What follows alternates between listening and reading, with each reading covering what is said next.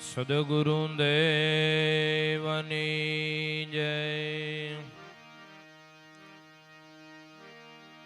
રશ્મિન દાદાએ જાજા કરીને બધાને જય ગુરુદેવ કીધા છે. અને આપણી સનાતન સંસ્કૃતિ મુજબ આવું કોઈ પણ કુટુંબ પરિવારની અંદર કાંઈ આવું મરણનો પ્રસંગ બને, પાછળથી કોઈ ભજન કરાવે, કોઈ આવો સત્સંગ કરાવે, કોઈ વળી ધર્મગ્રંથોના પઠન પાઠન કરાવે, પણ આ બધી ઋષિમુનિઓ દ્વારા સ્થપાયેલી આપણી સંસ્કૃતિ છે. કોના માટે છે?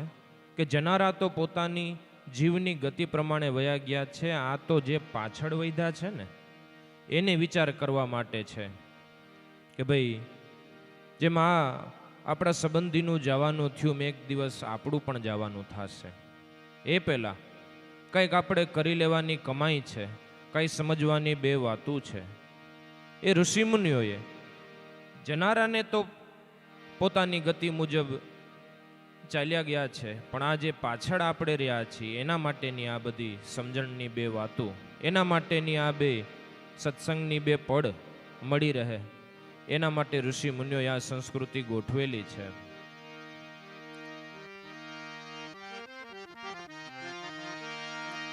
સદગુરુદેવની જય.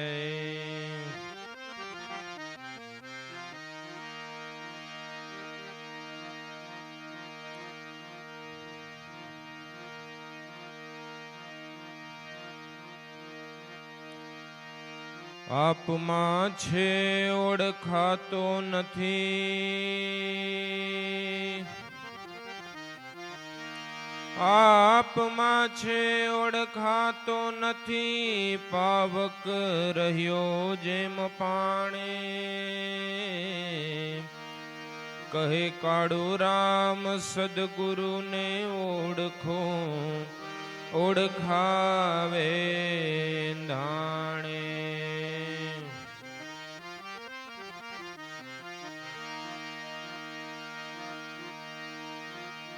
મેં જાણા હરિ દૂર છે, હરિ છે ઘટની માહી, આડી ત્રાટી કટકની,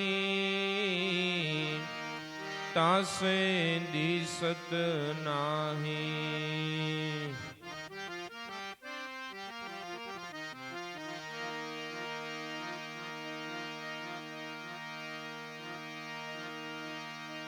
जब लग है दिवेल दीपक में, जब लग है दिवेल दीपक में, तब लग उजियारा होई. खुट गया तेल अरु बुझ गई बत्तियां, भुवन अंधेरा होई.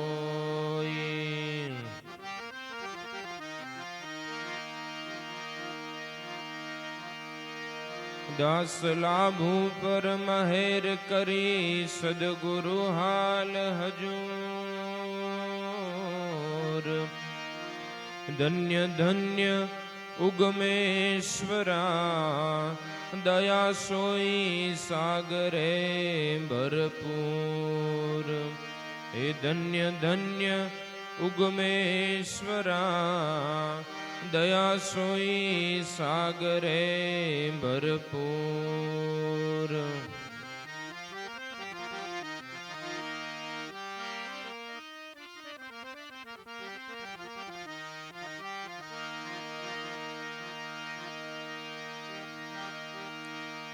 प्रारब्ध कर्म तो भोगवे ज्ञानी,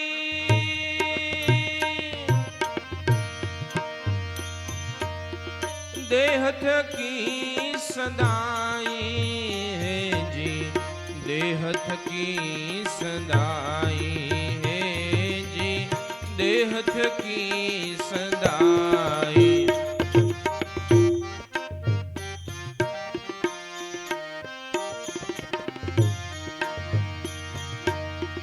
પૂર્વે કરેલા સંચિત કર્મે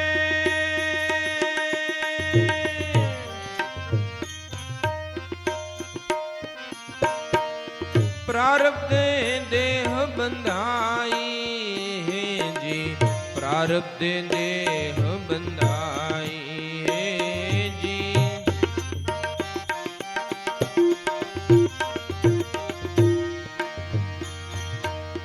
પૂર્વે કરેલા સંચિત કર્મે પ્રારબ્ધે દેહ બંધાઈ જી, પ્રારબ્ધે દેહ બંધાઈ જી, પ્રારબ્ધે દેહ બંધાઈ.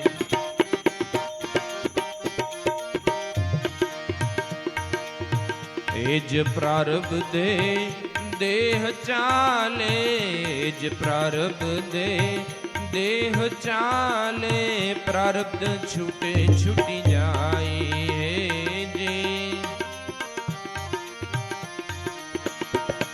ઓ એ જ પ્રારબ્ધે દેહ ચાલે, જ પ્રારબ્ધે દેહ ચાલે, પ્રારબ્ધ છૂટે છૂટી જાય.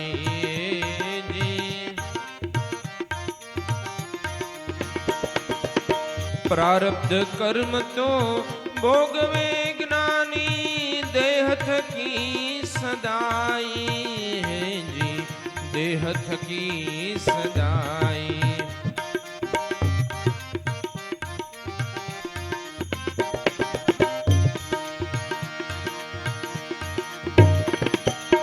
પ્રારબ્ધ કર્મ જો નાશ પામે તો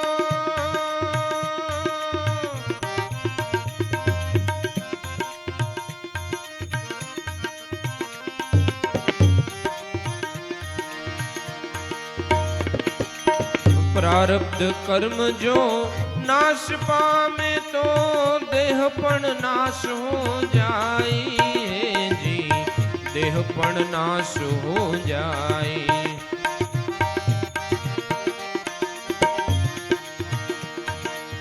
ભોગવ્યા વિના એ નવ છૂટે, ભોગવ્યા વિના એ નવ છૂટે, મનુષ્ય અવતાર માહી જી, મનુષ્ય અવતાર માહી.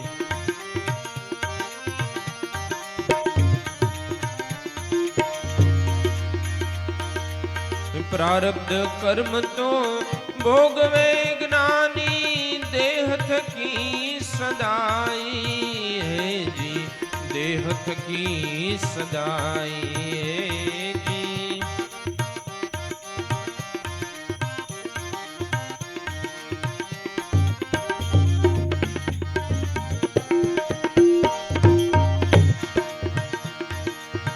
પ્રારબ્ધ કર્મ જો છૂટતા હોય તો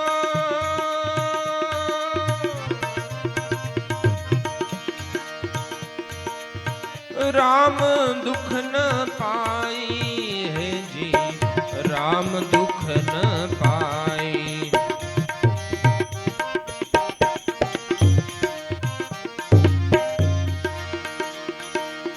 પ્રારબ્ધ કર્મ જો છૂટતા હોય તો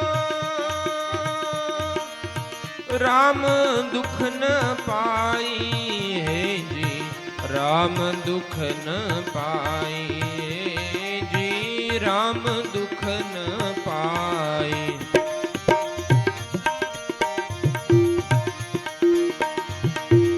નળ યુધિષ્ઠિર વન નવ રખડે,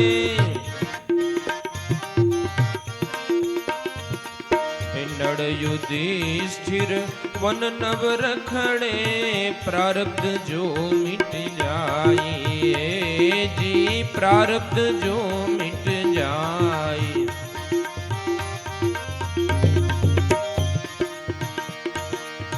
પ્રારબ્ધ કર્મ તો ભોગવે જ્ઞાની, દેહ થકી સદાઈ જી, દેહ થકી સદાઈ.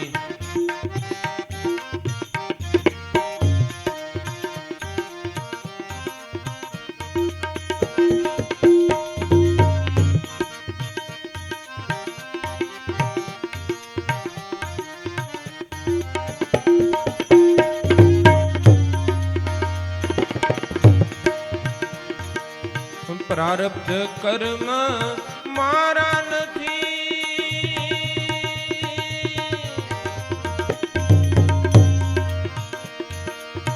દેહ તણા લીએ જાણી હેજી, દેહ તણા લીએ જાણી.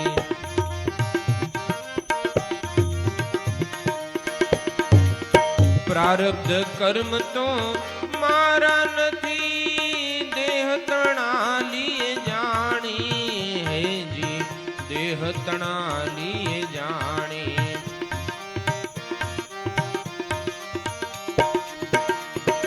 ઓ દાસલા ભુએ જીવન મુક્ત, દાસલા ભુએ જીવન મુક્ત, કર્મ રહિત સદાય, કર્મ મુક્ત સદાય.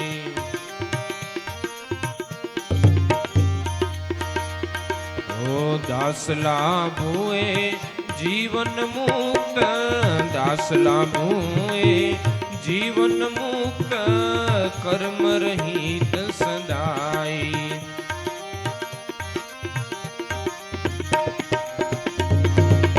પ્રારબ્ધ કર્મ તો ભોગવે જ્ઞાની, દેહ થકી સદાય જી, દેહ થકી સદાય જી, દેહ થકી સદાય.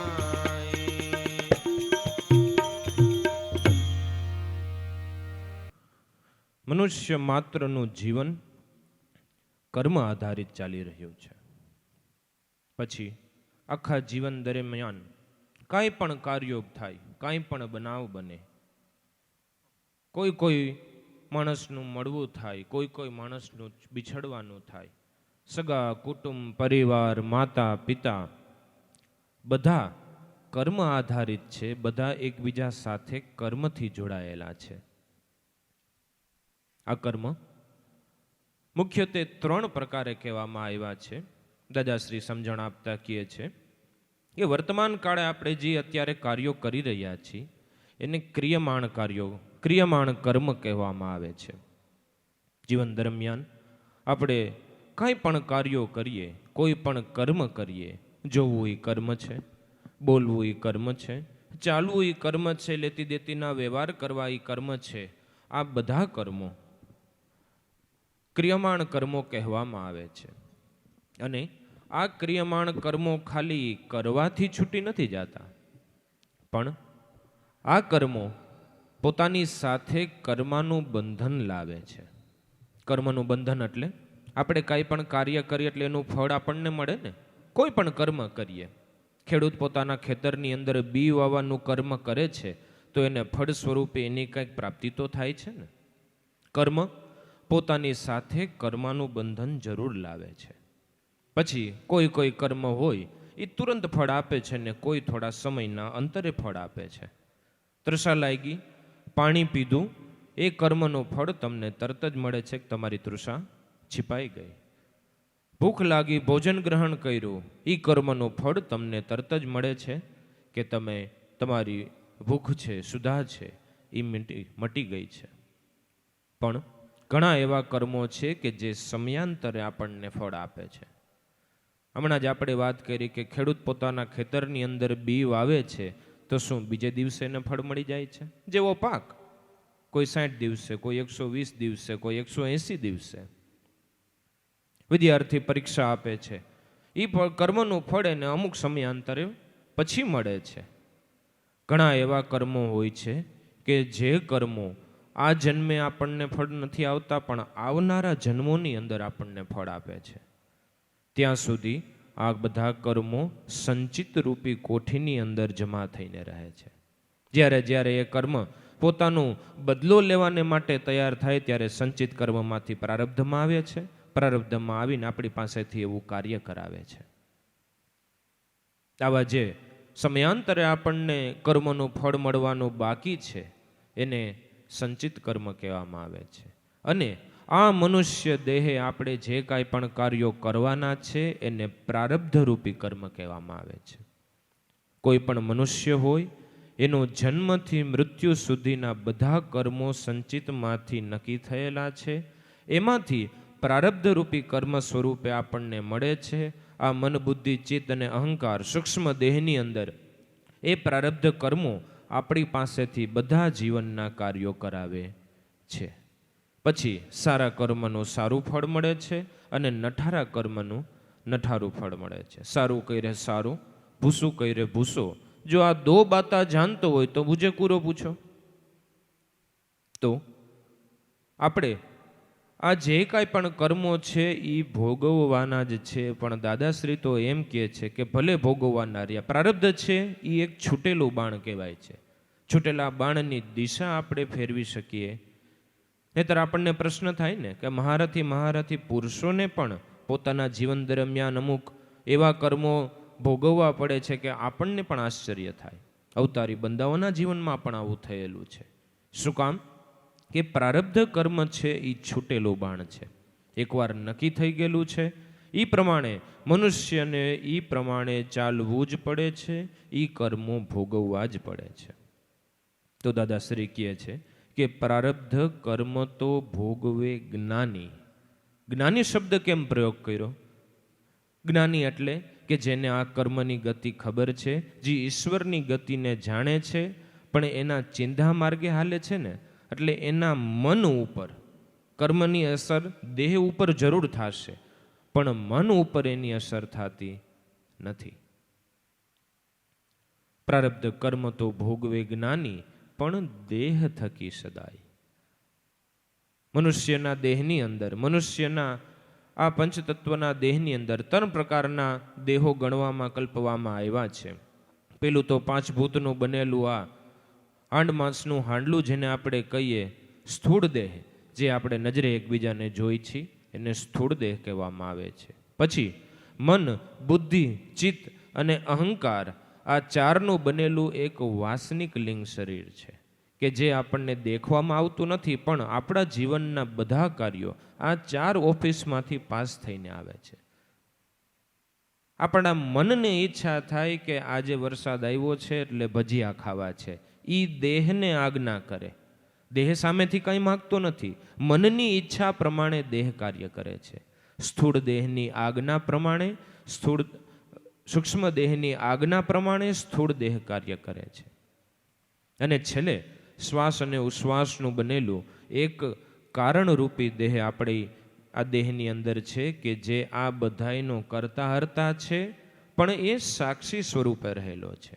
સૂર્ય જેમ સાક્ષી સ્વરૂપે છે, એના અજવાળે ઘણા સારા કાર્યો થાય છે ને ખરાબ કાર્યો થાય છે. એનાથી સૂર્યને કાંઈ બંધન કરતા થતું નથી. એમ કારણ દેહ એ પ્રકાશ આપે છે, એના થકી આપણું જીવન હાલે છે, પણ બધો વ્યવહાર આપણું વાસનિક લિંગ શરીર કરી રહ્યું છે. અને ખરેખર જે કાંઈ પણ કર્મના ભોગવટા, કર્મનું સુખ દુઃખ લાગે છે એ વાસનિક લિંગ શરીરને જ લાગે છે ને. તમારા મનની અંદર જ કોઈ પણ સુખ દુઃખનો અનુભવ થાય ને, ભલે આપણને કંઈ પીડા થતી હોય, ભલે આપણને કંઈ સુખ થતું હોય, દુઃખ થતું હોય, લાભ થયો હોય, હાનિ થઈ હોય, કંઈ દર્દ થયું હોય, એ બધાનો અનુભવ આપણને મન થકી થાય છે. તો બધાનું કરતા હરતા ભોગવનારું તો વાસનિક લિંગ શરીર મન જ છે. તો દાદાશ્રી કહે છે કે જ્ઞાની પુરુષ છે એ કોણ છે?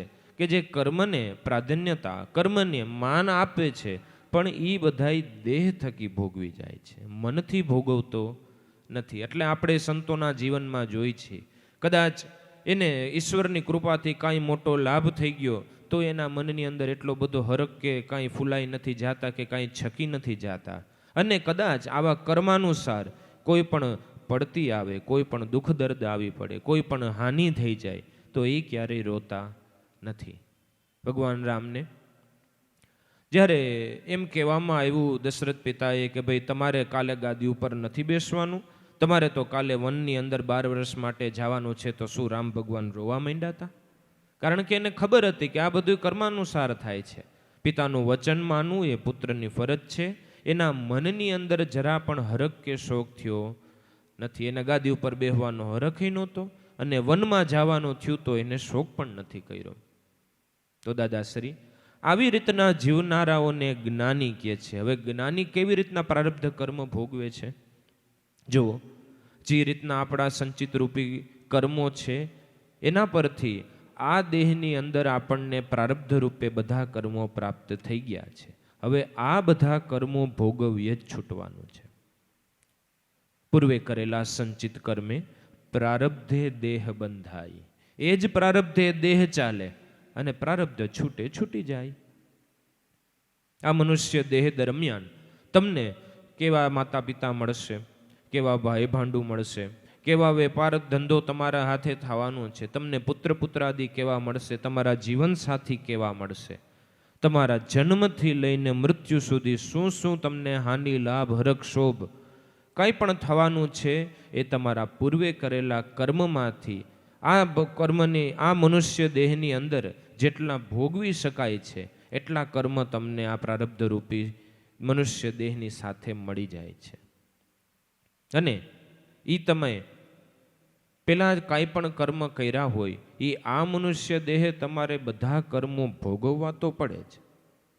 પ્રારબ્ધ કર્મ નાશ પામે તો પછી દેહ પણ નાશ હો જાય.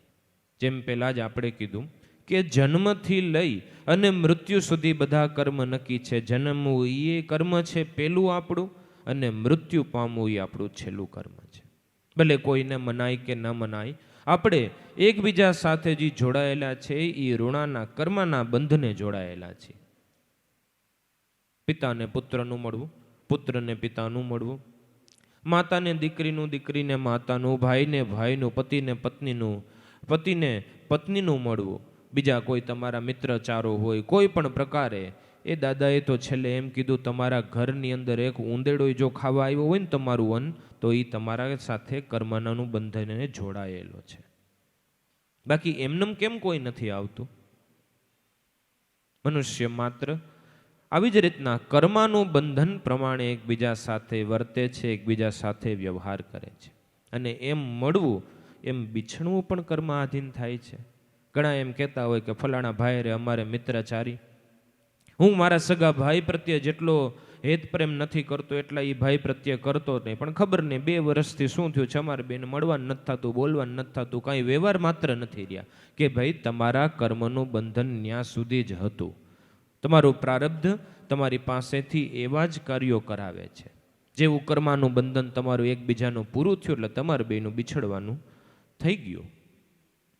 તો પ્રારબ્ધ કર્મ જો નાશ પામે તો છેલ્લે દેહ પણ નાશ હો જાય. ભોગવ્યા વિના તે નવ છૂટે મનુષ્ય અવતાર માહી. આ મનુષ્ય અવતાર દરમિયાન જે કાંઈ પણ આપણા પ્રારબ્ધના કર્મ છે એ આપણે ભોગવવાના જ છે. પછી એમાં આપણી કાંઈ દોડડા પણ હાલતી નથી. અને પ્રારબ્ધ આપણા મન પાસે એવા કાર્યો કરાવે જ છે. ઘણીવાર ઘણા વ્યક્તિઓ વાત કરતા હોય કે આમ તો મારો સ્વભાવ બહુ શાંત, ક્યારેય હું ક્રોધ ન કરું, પણ ખબર નહીં એ સમયે એવું કંઈક મારાથી મનની અંદર વિચાર આવ્યા અને પરાણે મારાથી ક્રોધ થઈ ગયો અને મારાથી એવું કાર્ય આપમેળે થઈ ગયું. એ આપમેળે નથી થતું. પ્રારબ્ધ તમારા મન પાસેથી આવા જ કાર્યો કરાવે છે.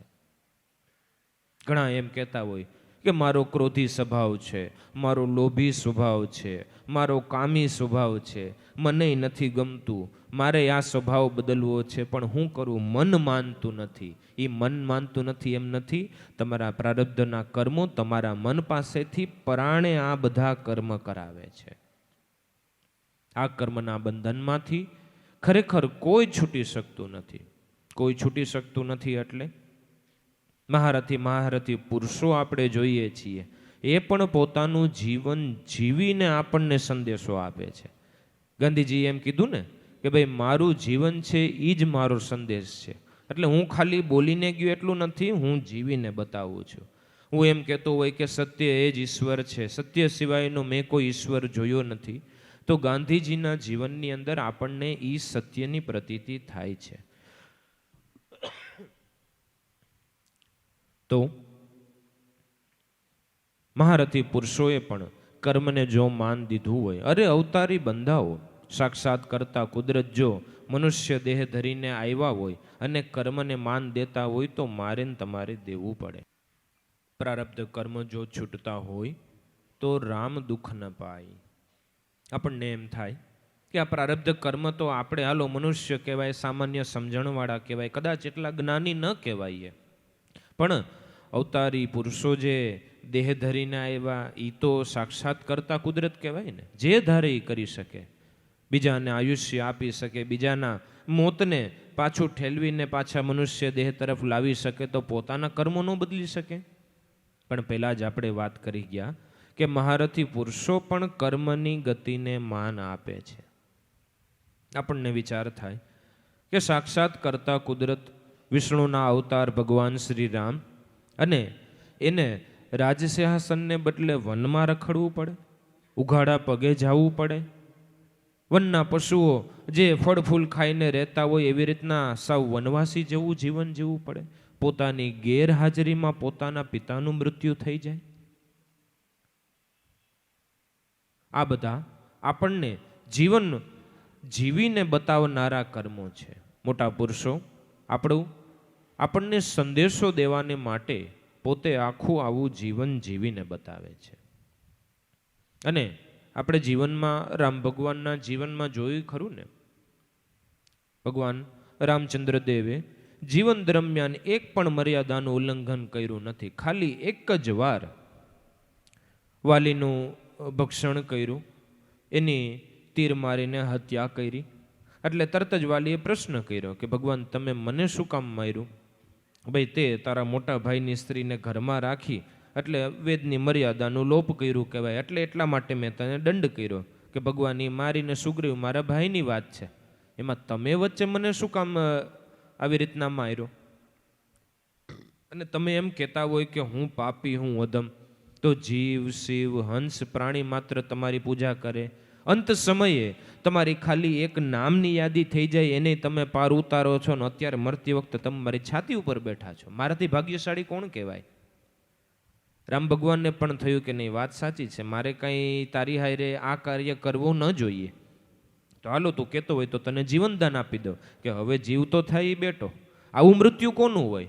જીવ શિવ હંસ પ્રાણી માત્ર તમને ભજે, અને એમાંય તમારા હાથે જો મારું મોત થતું હોય તો આનાથી મોટી વાત શું હોય?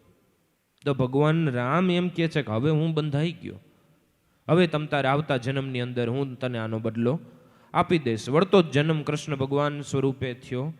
એના અંત સમયે એ જે વાલી હતો એ પારાથી બન્યો, એના તીરથી ભગવાન કૃષ્ણનો દેહ છેદાણો, ત્યારે એ કર્મમાંથી એની મુક્તિ થઈ. આપણે પહેલાં જ કીધું કે જો મોટા પુરુષોએ કર્મને માન દેતા હોય તો આપણે આપવું પડે. એની પાસે તો સત્તા છે, એ તો કર્મના કાયદાને ફેરવી શકે એવા છે, છતાં પણ જો એને માન દેતા હોય તો મારે ને તમારે દેવું પડે. ભલે ન્યાયાધીશ ગમે એવો ન્યાય કરતા હોય, પણ એ કાયદો પોતાને પણ લાગુ પડે કે નહીં? ન્યાયાધીશની ગાડી જો નો એન્ટ્રીમાં રોડ ઉપર જાય તો પોલીસવાળો એને દંડ કરી શકે છે. એમ કરતા કુદરત જેને જગત નિયંતા કહેવાય, જેને જગતની રચના કરી, જેને આ કર્મનો કાયદો ઘડ્યો, એ પણ જો એને માન દેતા હોય તો મારે ને તમારે આપવો પડે. આપણને એમ પ્રશ્ન થાય કે ભાઈ આ જનાર પુરુષને કાંઈ વાંધો નહીં, નખમાંય રોગ નહીં, એવી કાંઈ ખોટી કાંઈ ખાવા પીવાની ટેવ નહીં, શરીરની અંદર કાંઈ રોગ નહોતો, છતાં પણ આવું થયું. પણ એ બધા ઋણાનુબંધને આપણે બંધાયેલા છીએ. પછી મૃત્યુનું કારણ કાંઈ પણ બને, કાંઈ પણ કારણ હોય, કોઈ પણ સ્થળ હોય, કોઈ પણ એવી પરિસ્થિતિ ઊભી થઈ હોય, પણ એ બધી પૂર્વા નિર્ધારિત જ છે. ખરેખર આપણે જન્મા ત્યારથી આપણા મૃત્યુનો સમય, મૃત્યુનું સ્થળ અને મૃત્યુનું કારણ એ બધું નક્કી થયેલું છે. ખાલી એ જગ્યાએ આપણે પહોંચવાની વાર હોય છે. તો પ્રારબ્ધ કર્મ જો છૂટતા હોય તો રામ દુઃખ ન પાય, નળ યુધિષ્ઠિર વન નવ રખડે, પ્રારબ્ધ જો મિટ જાય. થોડો બાસ ઓછો કરજો. આવા મહારથી પુરુષો કે જે યુગાવતાર કહેવાય છે, 4 યુગના 4 મહાત્મા થયા, એમાં યુધિષ્ઠિર ધર્મરાજા, એના જીવનની જરાક દ્રષ્ટિ કરો તો હાવ રખરખડી ન થઈ ગઈ કહેવાય. રાજા હોવા છતાં વનવાસ ભોગવવો પડ્યો, અસ્તાવેશે રહેવું પડ્યું, પોતાના ભાઈ ભાંડુ સાથે યુદ્ધ કરવું પડ્યું. એના જીવનના કંઈક કર્મ હશે તો જ આ વસ્તુ બની હોય ને. અને છતાં મોટામાં મોટી વાત તો એ કે કરતા કુદરત કાળિયો ઠાકર ભેગો ને ભેગો, કૃષ્ણ ભગવાન કાયમની માટે એની સાથે રહેલા, પણ છતાં એને પોતાના કર્મને માન આપ્યું કે ના આપ્યું. અને ક્યારેય કૃષ્ણ ભગવાનને એવો પ્રશ્ન નથી કરેલો કે ભગવાન તમે ભેગા કાયમની માટે અમારી સાથે, અને છતાં અમારી આવી રખરખડી થઈ ગઈ. કારણ કે પોતાને ખબર છે કે જુગાર રમવાનું કર્મ પોતે કરેલું હતું. એ કાંઈ કૃષ્ણ ભગવાને નહોતું કીધેલું, પોતાના જ કર્મના બદલા અત્યારે દઈ રહ્યા છે. અને કર્મનો બદલો ગમે તેમ કરીને મનુષ્યને દેવો પડે. ભલે અત્યારે તમારી પાસે પુણ્યનો ઢગલો ન થયો હોય એટલે કર્મો તમારી પાસે બદલો લેવા ન આવે. એ જ મહાભારતનું એક દ્રષ્ટાંત.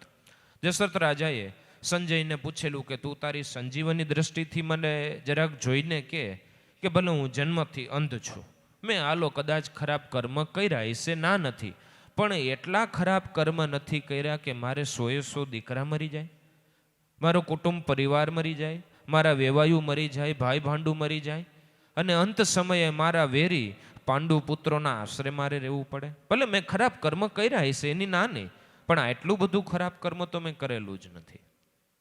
તો સંજયે પોતાની સંજીવની દ્રષ્ટિથી જોઈને કીધું કે આજથી 50 જન્મ પહેલા તમે એક પારાધી હતા, અને સળગતી ઝાડ તમે એક ઝાડવા ઉપર નાખી, એમાં ઘણા પક્ષીઓની આંખ ફૂટી ગઈ, ઘણા તરફડીને મળી ગયા. આ બધાનો બદલો તમે આ જન્મની અંદર આપી રહ્યા છો. કે પણ 50 જન્મ પહેલાનો આપણે એક લૌકિક દ્રષ્ટાંત દ્વારા સમજીએ.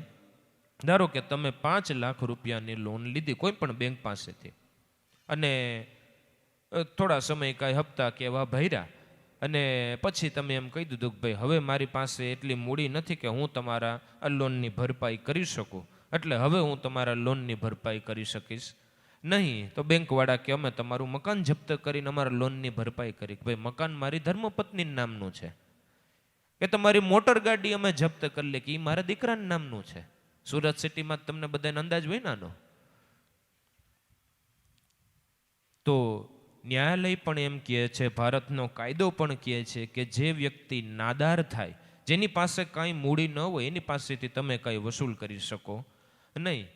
આ ભાઈને એમ થયું કે હવે ગુજરાત રાજ્યની અંદર તો આપણે કાંઈ એટલું કામ કમાણી કરી શકીએ એમ નથી, અત્યારે તો હવે કોઈ આપણને મૂડી વધારાની આપે નહીં, આપણે એક કામ કરી બીજા દેશની અંદર વયા જાય, બીજા રાજ્યની અંદર વયા જાય, બીજા ગામની અંદર વયા જાય, ત્યાં જઈને મૂલ મજૂરી કરે ને ધીમે ધીમે કામ કમાણી કરતો જાય, નફો મેળવતો જાય,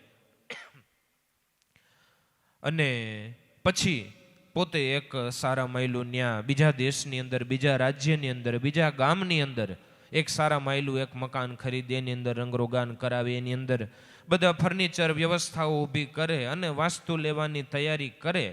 અને વાસ્તુ લેતા હોય ત્યારે બેંકવાળાની આવી જાય, હવે આ તમારી મૂડી કહેવાય, આ મકાન હવે તમારા નામનું છે, આ તમારી મૂડી ગણાય, હવે આને જપ્ત કરીને અમારા લોનની ભરપાઈ કરશું. કે પણ મેં તો દેશ ફેરવી નાખ્યો. ભલે દેશ ફેરવી નાખ્યો, લોન તો તમારા નામે હતી કે નહીં?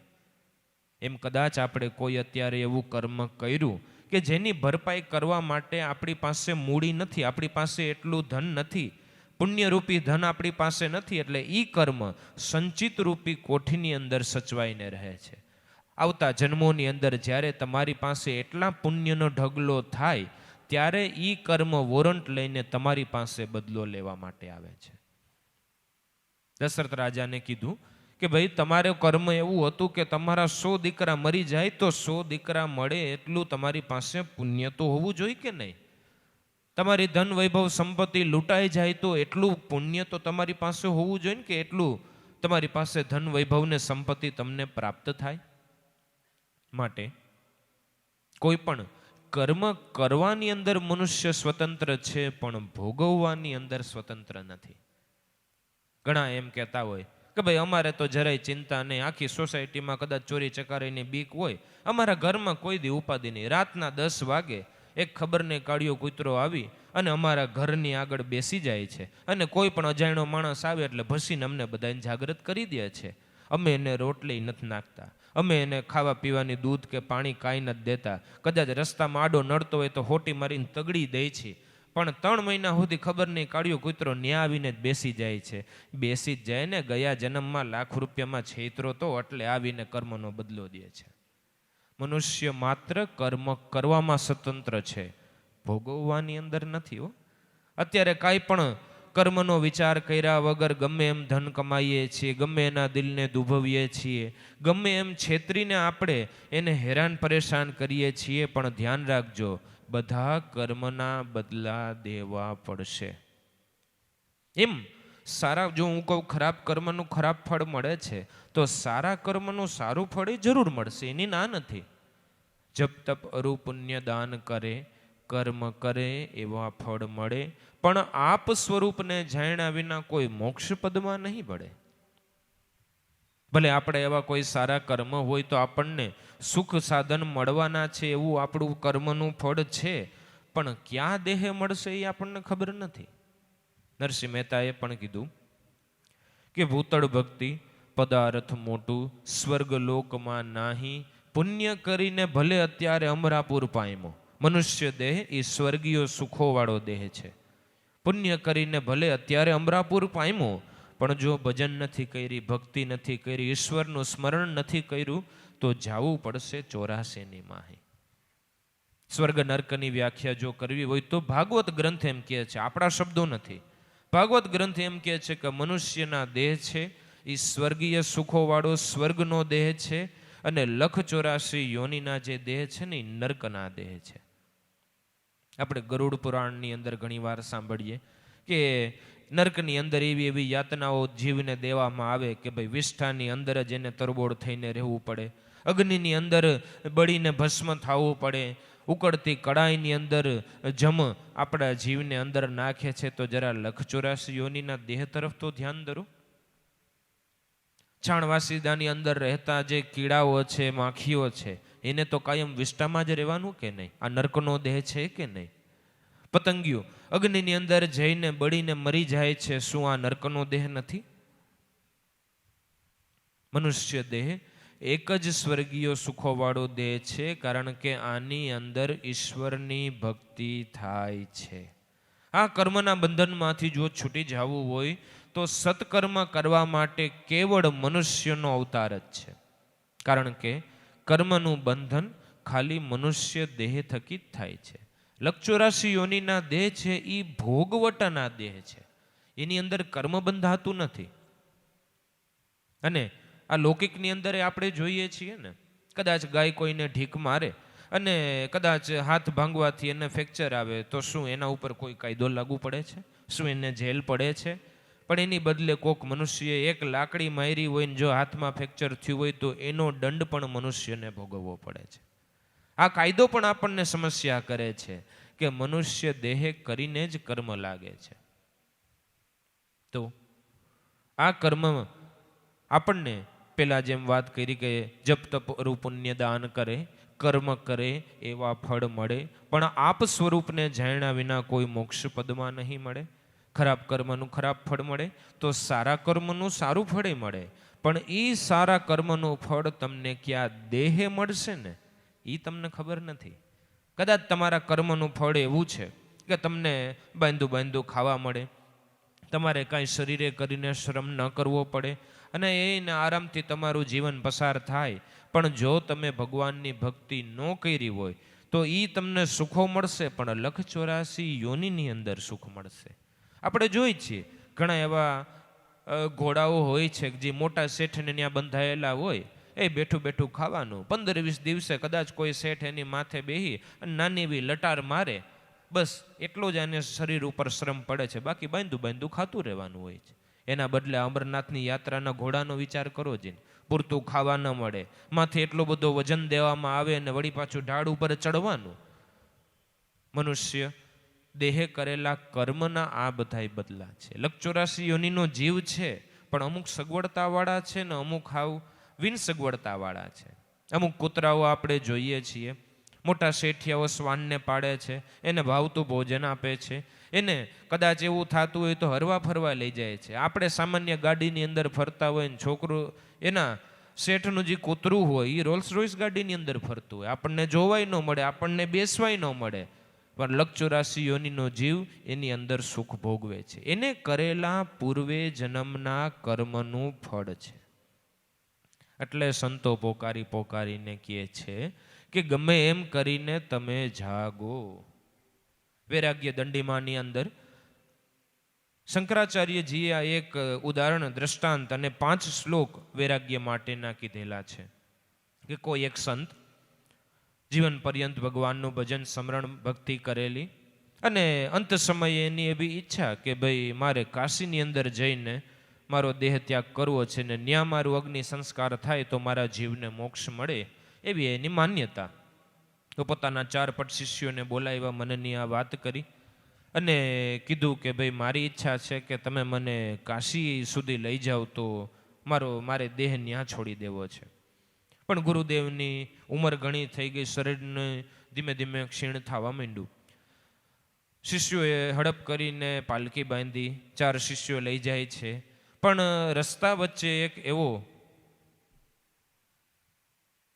સમયગાળો આવ્યો કે કેમ જાણે ગુરુદેવનું જીવન હવે સાવ પૂર્ણ થવાની આરે હોય એવી પરિસ્થિતિ થઈ ગઈ. ગુરુને પણ એમ થયું કે હવે મારો જીવ વધારે બચવાનો નથી. એટલે ખાલી પૂછ્યું કે ભાઈ શિષ્યો કાશી આવી ગયું? કે ના ના ભગવાન, હજી કાશી આપણે પહોંચ્યા.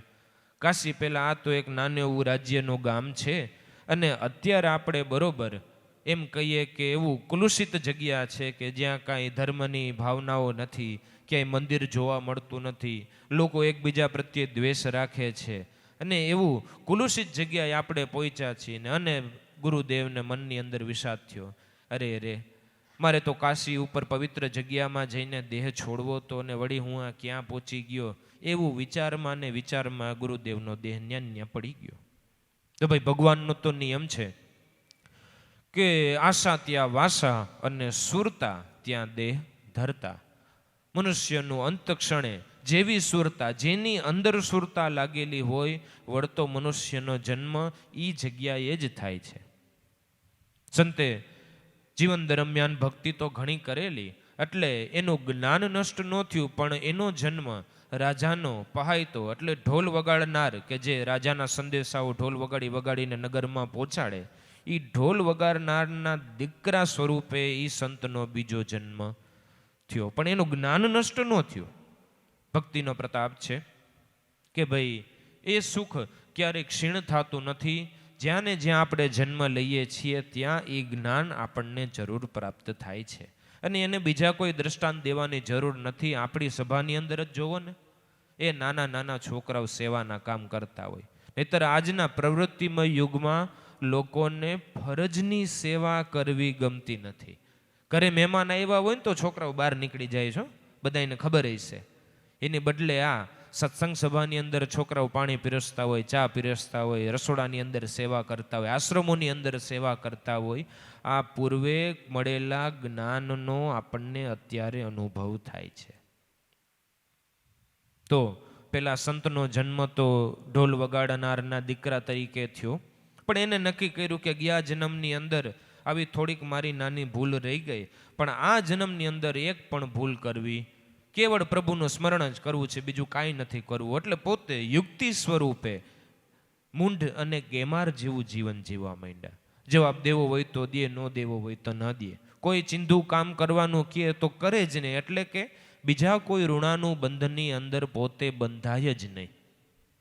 એટલે માતા પિતાને પણ નક્કી થઈ ગયું છોકરો મંદબુદ્ધિ જેવો જ આપણે જન્મો છે, આ કાંઈ વધારે આપણું કાંઈ મોટો થઈને કાર્ય કરે એવી આપણે આશા રાખવા જેવી નથી. પિતાનું કામ તો રાજાની નગરીની અંદર ઢોલ વગાડવાનું, કાંઈ સંદેશો રાજાનો હોય તો એ નગરજનો સુધી પહોંચાડવાનો હતો. અને દરરોજ રાતે રાજાએ હુકમ કરેલો કે એક એક પહરના તમારે ઢોલ વગાડી બધાને જાગૃત રાખવા, એટલે ચોરી ચકારીની બીક માણસોને રીએ નહીં. તો કોઈ કામાનુસાર એના પિતાને કંઈક પરગામ જવાનું થયું, એટલે દીકરાને ઈશારો કરીને કીધું કે ભાઈ ઢોલ મારા બદલે તું જ વગાડવા જઈશ. એટલે પેલા સંત જે આ વખતે ઢોલ વગાડનારના દીકરા સ્વરૂપે હતા એને કીધું કે આ વાંધો નહીં, હું આજની રાત ઢોલ વગાડી દઈશ તમ તારે. પણ પોતે વિચાર કર્યો કે મારો જન્મ ખાલી પોતાનું જ કલ્યાણ કરવા માટે નથી થયો, ગયા જે પૂર્વ જન્મની અંદર જેમ મેં શિષ્યોને જ્ઞાન બોધ આપ્યો, એમ આ જન્મની અંદર મારે આવું કંઈક કાર્ય, સતનું કાર્ય તો કરવું જોઈએ ને. તો પિતા તો કામાનુસાર પરગામ વયા ગયા અને પોતે ઢોલ વગાડવાને માટે રાત્રિના પહેલા પહર 7 વાગે નીકળ્યા. પહેલાના જમાનાની અંદર તો વહેલા જમી અંધારું થાય એટલે માણસો સુવા તરફ વયા જતા ને. એટલે 7 વાગ્યાનો સુમાર થયો એટલે ઢોલ વગાડતા વગાડતા ચોકે ચોકે ઢોલ વગાડતા જાય અને આગળ હાલતા જાય અને એમ કરતા કરતા પોતે શ્લોક બોલતા જાય કે આશાયામ બદ્યતે ન જંતુ કર્મણાન બહુ ચિંતયા આયુક્ષીણમ ન જાનાતી તસ્માત જાગ્રત જાગ્રત જાગ્રત. આમ બોલતા જાય ને આગળ હાલતા જાય. આમ કરતા કરતા રાજાના મહેલની આગળના ચોકની અંદર ઢોલ વગાડીને આ શ્લોક બોલ્યા. રાજાને વિચાર આવ્યો કે કાયમ જે ઢોલ વગાડે છે એ તો મારી રજા લઈને બહાર વયો ગયો, એના બદલાની અંદર આ કોણ આવ્યો છે અને વળી પાછો વેદના વાક્યો બોલી રહ્યો છે કે આશાયામ બદ્યતે ન જંતુ કર્મણાન બહુ ચિંતયા, કે આશાના પાસથી બંધાયેલો જીવ કર્મની ચિંતા કર્યા કરે છે પણ આયુ ક્ષીણમ, આયુષ્ય એ ક્ષીણ થતું જાય છે, એ તરફ તો એનું ધ્યાન નથી. માટે કોઈ જાગો જાગો જાગો. અને ખરેખર એમ નથી. આ તો રાજાને તો ખાલી સમજણ પ્રાપ્ત થઈ. આ બધું જ્ઞાન અત્યારે આપણા માટે છે. આશાના પાસથી આપણે અત્યારે બંધાયેલા રહી છીએ કે આના તરફથી આપણને આ લાભ થશે, આ સગા કર્યા એના પરથી આ લાભ થશે, આ ધંધો કર્યો એમાંથી આપણને આ લાભ થશે. આવી આશાઓની અંદર જ મનુષ્ય પોતાનું આખું જીવન વ્યતીત કરી દે છે. આશાયામ બદ્યતે ન જંતુ કર્મણાન બહુ ચિંતયા. અને કામનાઓની, કર્મની ચિંતા આગળ આગળ કર્યા કરે. હાલો મારે 20 વર્ષના દાણાનું તો અત્યારે થઈ ગયું છે, જરાય ઉપાધિ જેવું નથી, પણ 21મા વર્ષનું શું કરશું હવે? ખરેખર ઘણા એવા બધા મનુષ્ય ભાગ્યશાળી છે કે જેને 7 પેઢી સુધીની ચિંતા નથી, પણ છતાં 8મી પેઢીનો વિચાર કરી અને સાચું ખોટું કરીને ધન કમાય છે. આ એમ જ નથી લાગતું? આશાયામ બદ્યતે ન જંતુ કર્મણાન બહુ ચિંતયા આયુક્ષીણમ ન જાનાતી તસ્માત જાગ્રત જાગ્રત જાગ્રત. રાજા પોતે વિચારવા માંડ્યો કે આ વાત બહુ સાચી છે. ખબર નહીં આજે કોણ ઢોલ વગાડવા માટે આવ્યો છે. એક પહર વયું ગયું, વળી પાછા 10 વાગ્યાનો સુમાર થયો, બીજું પહર શરૂ થયો. એટલે વળી પાછો એ ઢોલ વગાડનારનો દીકરો ઢોલ વગાડતો વગાડતો ચોકે હાયલો જાય છે અને બીજો શ્લોક બોલતો જાય છે.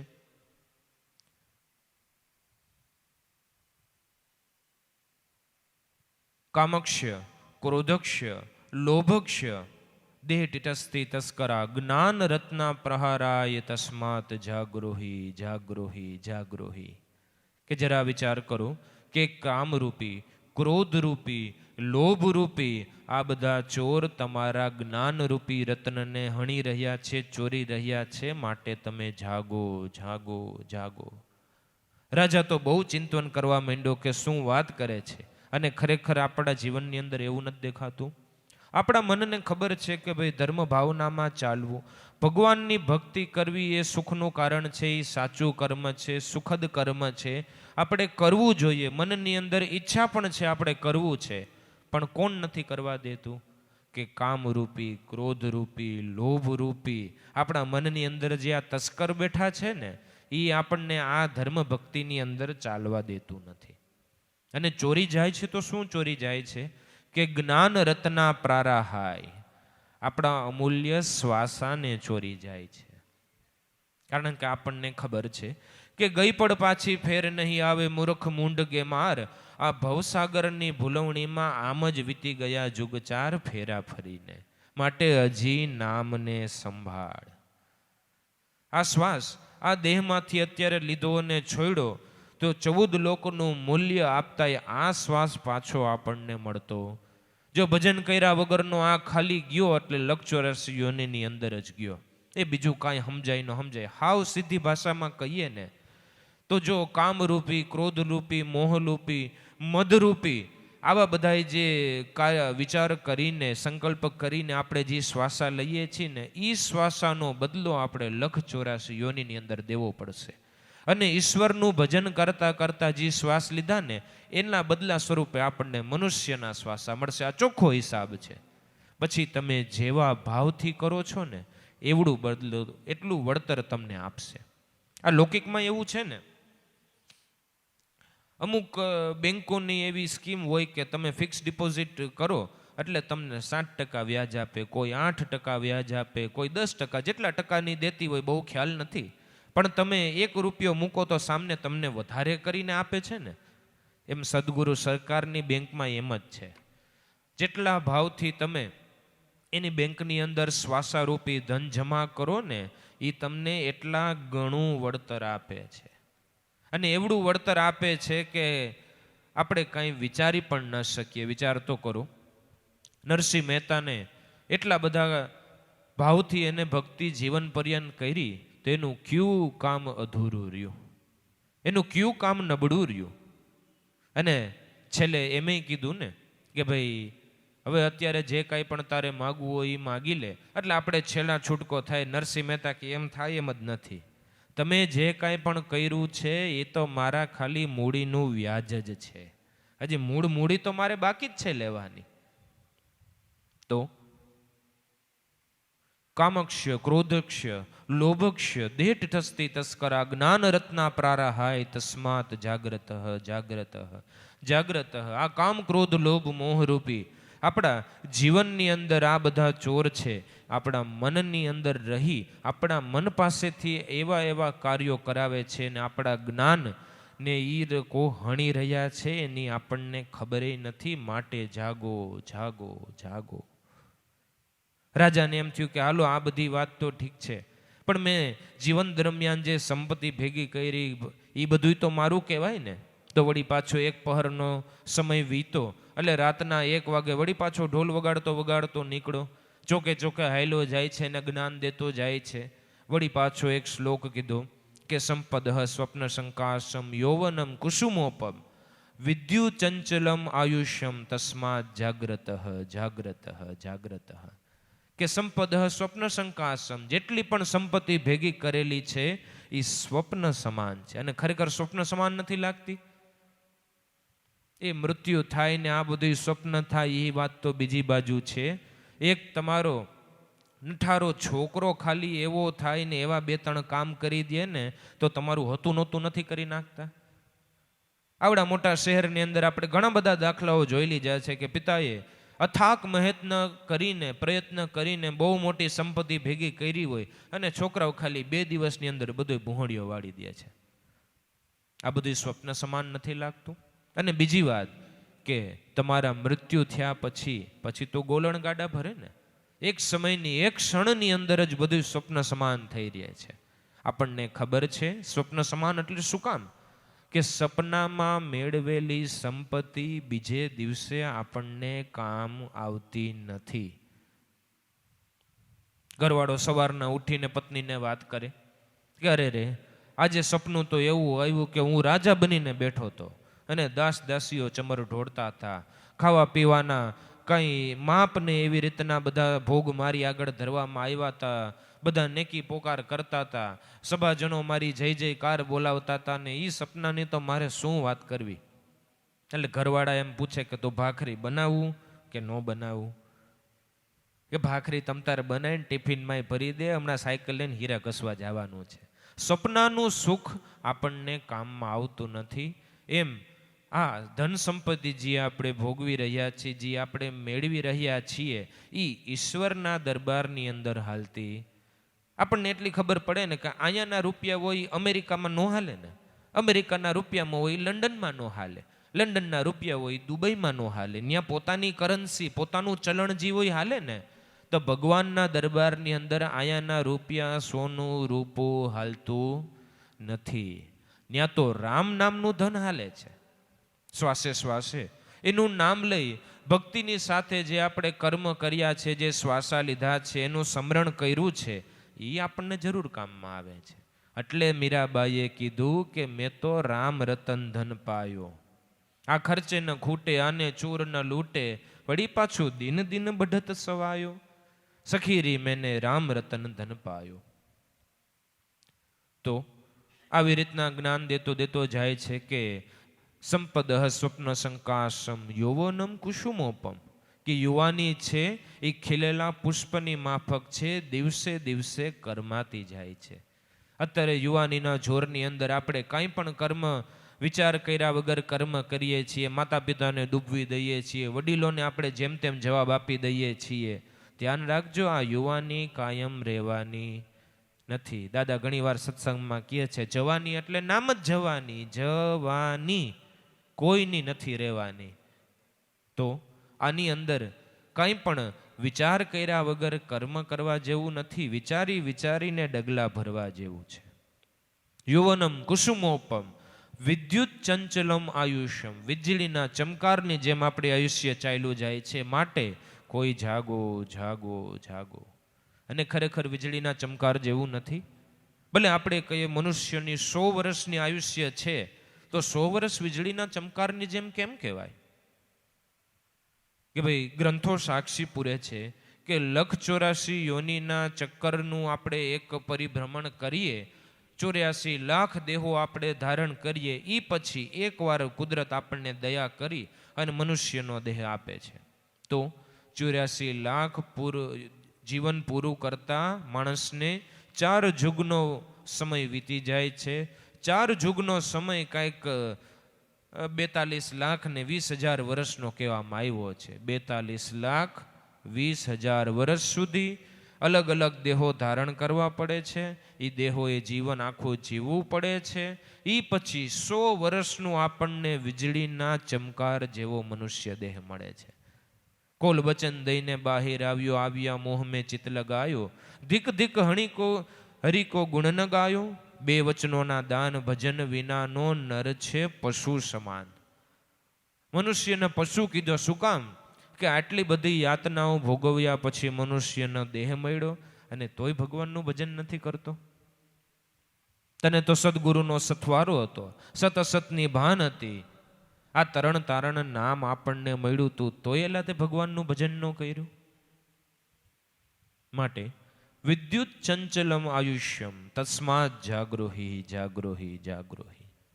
રાજા વળી પાછો વિચાર કરવા માંડ્યો, હાલો સંપત્તિ કદાચ મારી નથી પણ મારું કુટુંબ તો મારું કહેવાય ને. તો 4 વાગ્યાના એના પછીના પ્રહરમાં ઢોલ વગાડતો વગાડતો નીકળે છે અને જ્ઞાન દેતો જાય કે માતા નાસ્તિ, પિતા નાસ્તિ, નાસ્તિ બંધુ સહોદર, અર્થ નાસ્તિ, ગૃહમ નાસ્તિ, તસ્માત જાગ્રત જાગ્રત જાગ્રત. ખરેખર બહુ સારા વૈરાગ્યની વાત શંકરાચાર્યજીએ કરેલી છે કે માતા નાસ્તિ. એક દિવસ આપણે ભલે જેના થકી આપણો દેહ ઘણાણો છે, જેને આપણે અતિ વાલા છીએ, જેને આપણે અતિ પ્રેમ કરીએ છીએ, આપણું લાલન પાલન કરે છે, આપણે એનું ધ્યાન રાખીએ છીએ, પણ એક દિવસ એના દેહનોય નાશ થવાનો છે. માતા નાસ્તિ, પિતા નાસ્તિ, નાસ્તિ બંધુ સહોદર. તમને તમારા ભાઈ ભાંડુ વાલા હોય, મિત્રો વાલા હોય, આખો કુળ કુટુંબનો પરિવાર વાલો હોય, પણ એક સમયે એનો પણ નાશ થવાનો છે. અને નાસ્તિ નાશવંત છે, ખોટા છે. એવું શું કામ કહે છે? કે ઈશ્વરની ગતિ તરફ આપણને જો ન લઈ જાય તો અંત સમયે અમુકના મમતમાં બાંધે છે. લોકો જે માને ધન પોતાનું, જગત જે માને ધન પોતાનું, અંતે એ બધું નિર્ધન છે. ચાલતી વેળાએ મૂંઝવે મોહથી, આ મમતાના બંધન તો બધા નડતર છે. ગુરુની કૃપા એ મારે સાચું ધન છે.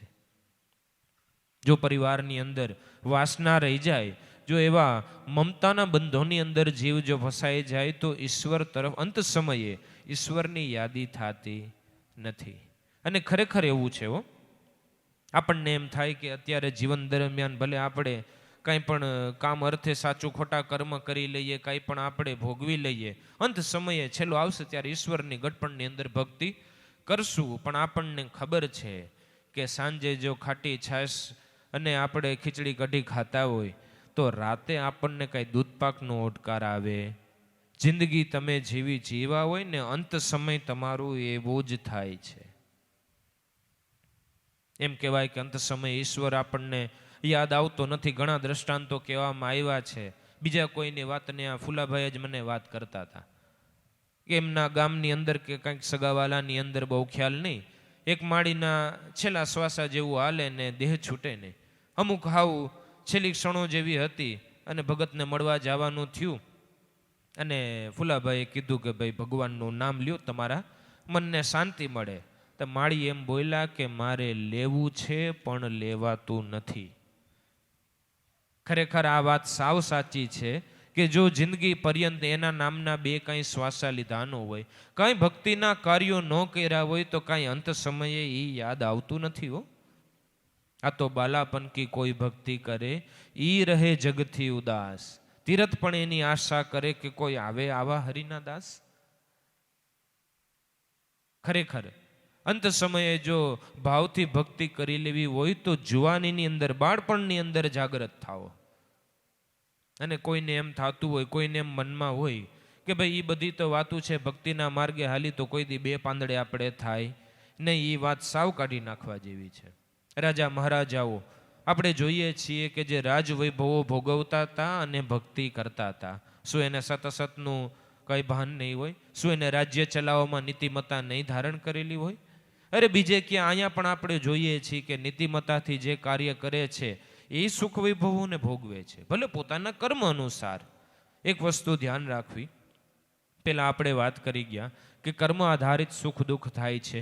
તો ઘણાને એમ થતું હોય કે ભાઈ ફલાણા ભાઈ તો હા ઊંધે માથે હાલે છે, ન કરવાના કર્મ કરે છે છતાંય સુખ વૈભવને ભોગવે છે, અને આપણે બધા નીતિમત્તાથી હાલી છીએ તોય કોઈ દી બે પાંદડે નથી થયા.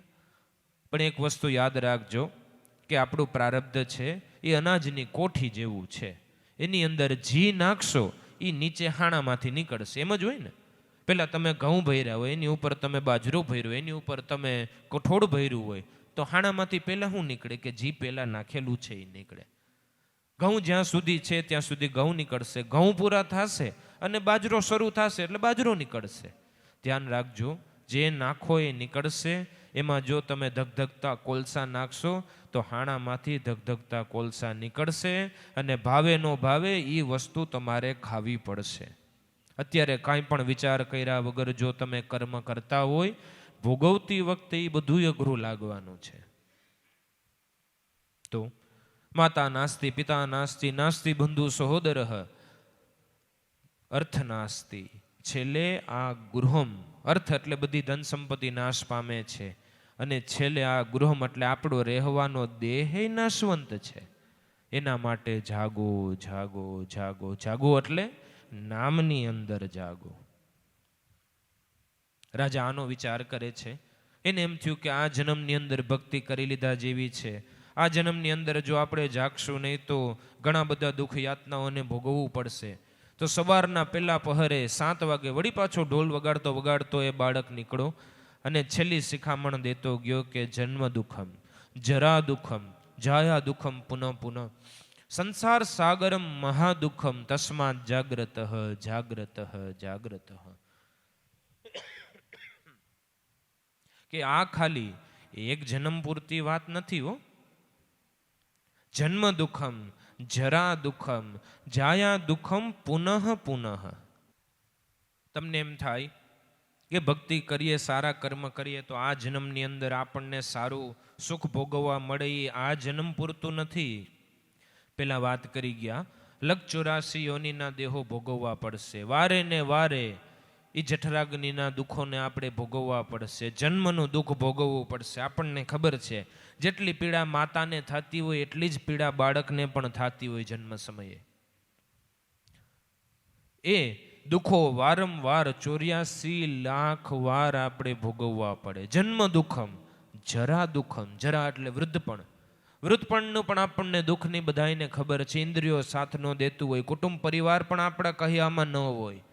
એ વારે ઘડીએ જરાના દુઃખને ભોગવવાને જાયા દુઃખમ પુનઃ પુનઃ. તમારા જીવન સાથેનું દુઃખ તો છે જ. એ તો હહોના અનુભવના ઘરમાં સૌ આવેલા જ હશે, એની વાતો કંઈ આપણે કરવી નથી. જન્મ દુઃખમ, જરા દુઃખમ, જાયા દુઃખમ પુનઃ પુનઃ, સંસાર સાગર મહાદુઃખમ, તસ્માત જાગ્રત જાગ્રત. અને ખરેખર જોઈએ, ભલે આપણે એમ માનીએ છીએ કે સંસારની અંદર આપણને સુખ મળે છે, પણ ખરેખર એ બધા સુખ સાવ ક્ષણિક છે. કે આ બ્રહ્માનંદે જે એક ભજનમાં કીધું ને કે દુનિયા પરમ દુખારી, પ્રભુ એક નામ તેરો સુખકારી. દુઃખ મળે છે, આપણને સુખ ઈશ્વરના ભજન સિવાય નથી મળતું, તો કેવી રીતના?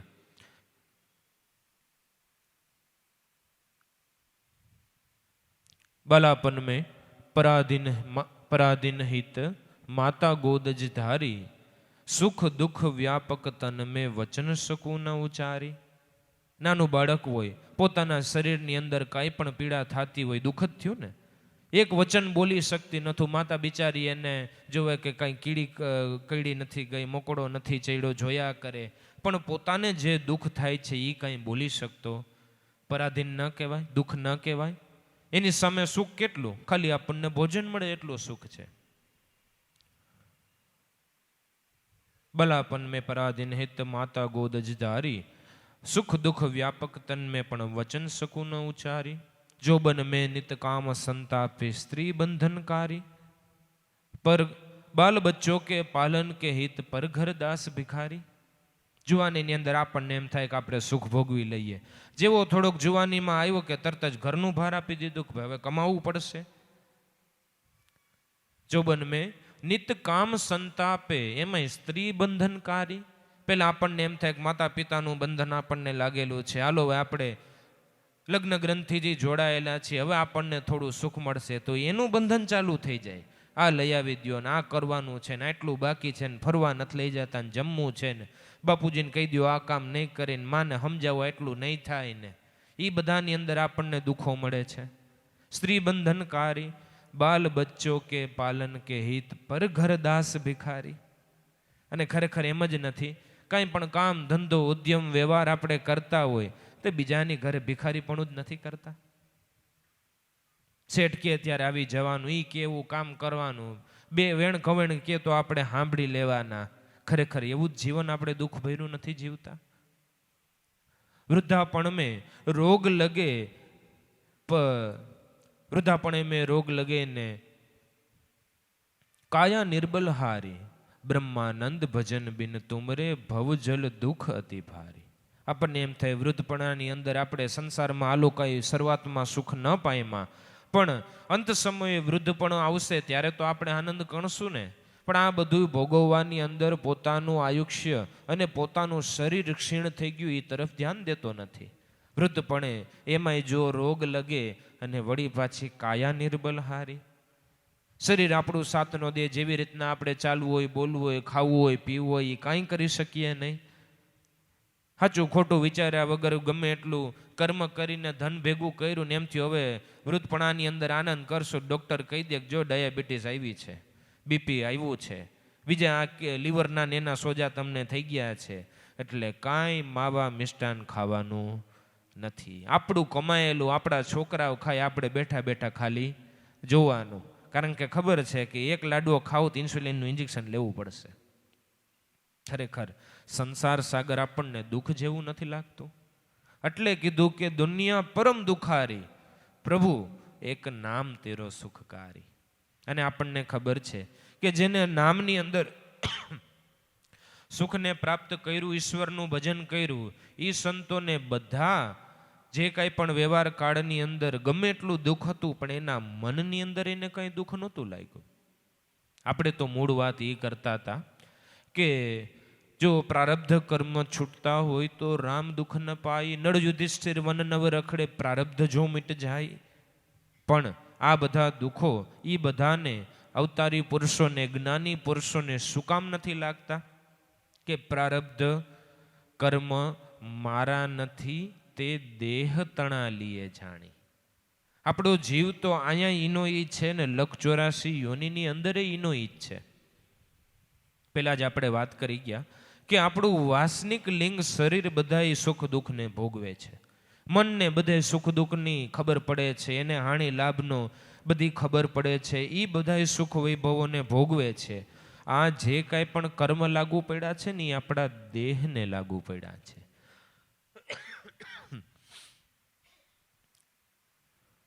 પ્રારબ્ધ કર્મ મારા નથી, તે દેહ તણા લીએ જાણી.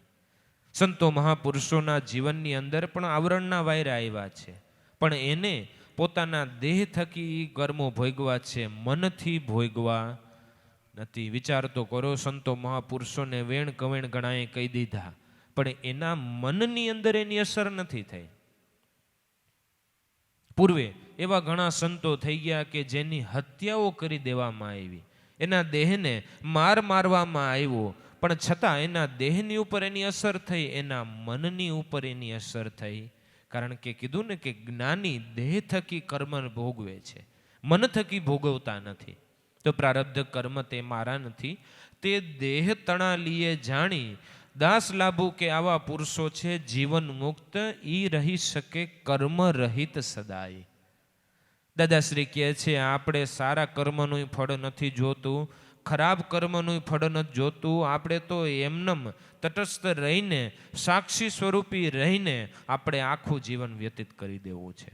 કારણ કે એમને ખબર છે કે ખરાબ કર્મો છે એ લોઢાની સાંકળ છે અને સારા કર્મો છે એ સોનાની સાંકળ છે. ગળાની અંદર સાંકળનો ફંદો તો એમનેમ જ રહેવાનો છે. પોપટને કદાચ તમે સોનાના પાંજરાની અંદર પૂરો તો આપણને એમ થાય ને કે આ પોપટને કેવી જાહો જલાલી છે, સોનાના ઘરની અંદર રહેવાનું, સોનાના પાંજરાની અંદર રહેવાનું, પણ પોપટને તો બંધન એમને જ રહ્યું ને. એમ કદાચ સારા કર્મો કરો પણ હું પણ દાખવીને કરો તો એ તમારે સોનાની સાંકળ થઈ છે. તો દાસલાભુ કે એ જીવન મુક્ત કર્મ રહિત સદાય. તો આપણે દાદાશ્રીને પૂછીએ કે ભાઈ જીવન જીવવું કેવી રીતના? તમે એમ કહો છો કે કર્મન્ય બંધનની અંદર બંધાવવું નહીં. આ કર્મને આપણે જરાય મન થકી ભોગવવું નથી, તો આવું જીવન જીવી કેવી રીતના શકાય? એ તો જરા અમને જણાવો.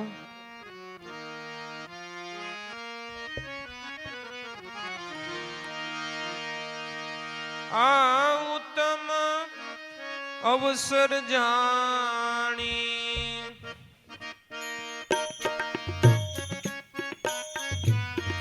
આ ઉત્તમ અવસર જાણી, હરી ભક્તિ કરી લે પ્રાણી, હરી ભક્તિ કરી લે પ્રાણી.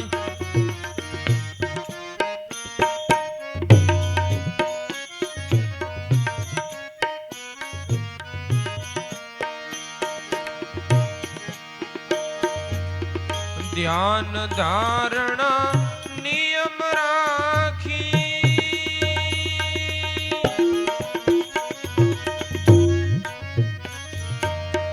શુદ્ધ કરો મનવાણી,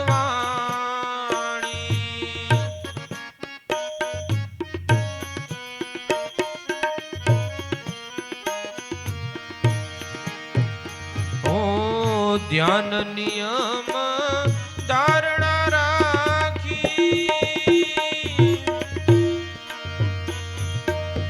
શુદ્ધ કરો મનવાણી, શુદ્ધ કરો મનવાણી.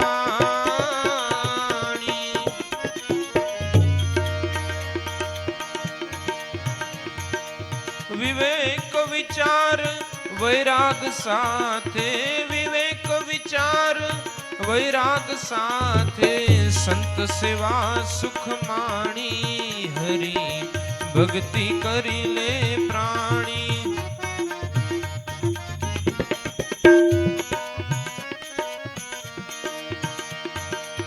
આ ઉત્તમ અવસર જાણી, આ ઉત્તમ અવસર જાણી, હરી ભક્તિ કરી લે પ્રાણી.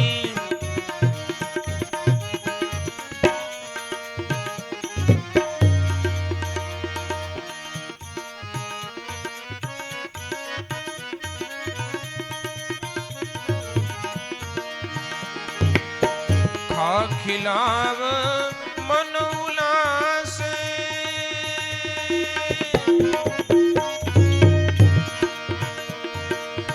હું પદ મનથી કાઢી, ઓ ખા ખિલાવ મન ઉલ્લાસે,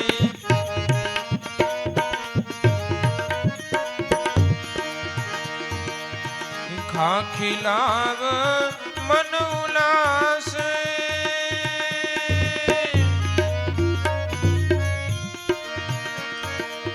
હું પદ્મનથી કાઢી ભરી લે ભાતું દૂર દેશનું ભરી લે ભાતું દૂર દેશનું નહીતર હોત ખુવારી હરી ભક્તિ કરી લે પ્રાણી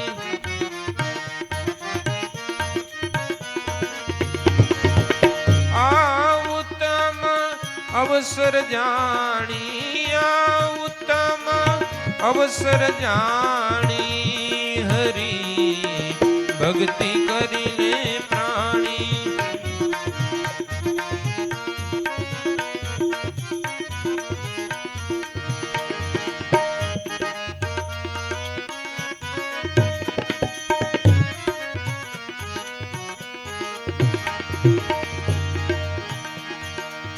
સંસારમાં રહી સાર સમજતો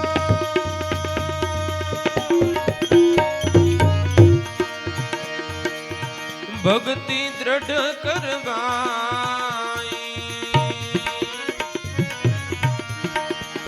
હો સંસારમાં રહી સાર સમજતો ભક્તિ દ્રઢ કરવાઈ સંસારમાં રહી સાર સમજતો ભક્તિ દ્રઢ કરવાઈ પુણ્ય કર અકરતા રહીને પુણ્ય કર અકરતા રહીને ઓર સમજ નહીં કાઈ હરી ભક્તિ કરી લે પ્રાણી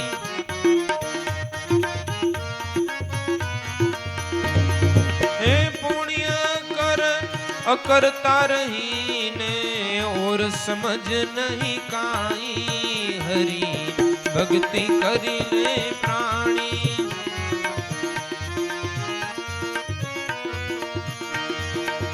આ ઉત્તમ અવસર જાણી હે આ ઉત્તમ અવસર જાણી ભક્તિ કરી લે પ્રાણી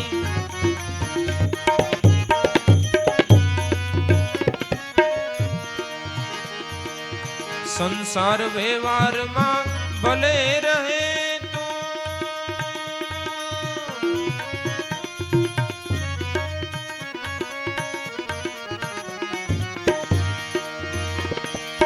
સંસાર વ્યવહારમાં ભલે રહે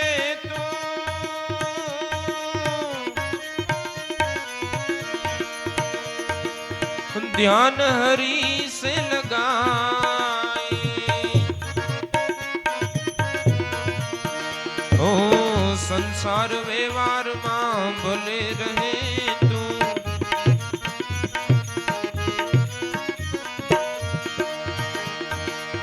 संसार व्यवहार मां भले रहे तू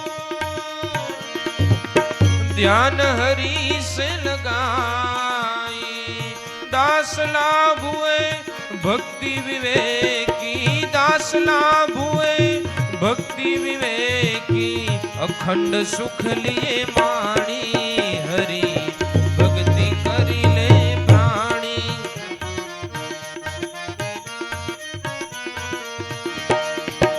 आ उत्तम अवसर जानी आ उत्तम अवसर जानी भक्ति करी ले प्राणी हरि भक्ति करी ले प्राणी हरि भक्ति करी ले प्राणी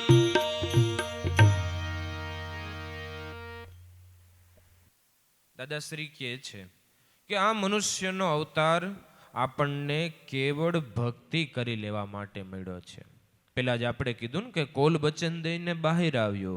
84 યોનિની યાતનાઓ ભોગવતા ભોગવતા જીવ કેવળ પ્રાર્થના જ કરે છે કે ભગવાન એકવાર મનુષ્યનો અવતાર દે, હવે હું થાયકો છું. પેલા જ કીધું ને કે 42 લાખ 42,20,000 વર્ષ સુધી જન્મોને ધારણ કરવા પડે, ત્યારે આપણને માંડ એકવાર મનુષ્યનો અવતાર મળે, તે આ જીવ એને પ્રાર્થના નહીં કરતો હોય? આપણે જોઈ છીએ કે પશુઓની આંખમાંથી ઘણીવાર ચોધાર આંસુ આયલા જતા હોય. આપણે એને બળો નથી માર્યો, આપણે એને લાકડી નથી મારી, આપણે કાંઈ એને દુઃખ નથી દીધું, છતાંય કેમ રોવે છે? કે એ બેઠો બેઠો પ્રાર્થના કરે છે કે મનુષ્યનો અવતાર મળ્યો તોય મેં તારું ભજન નથી કર્યું.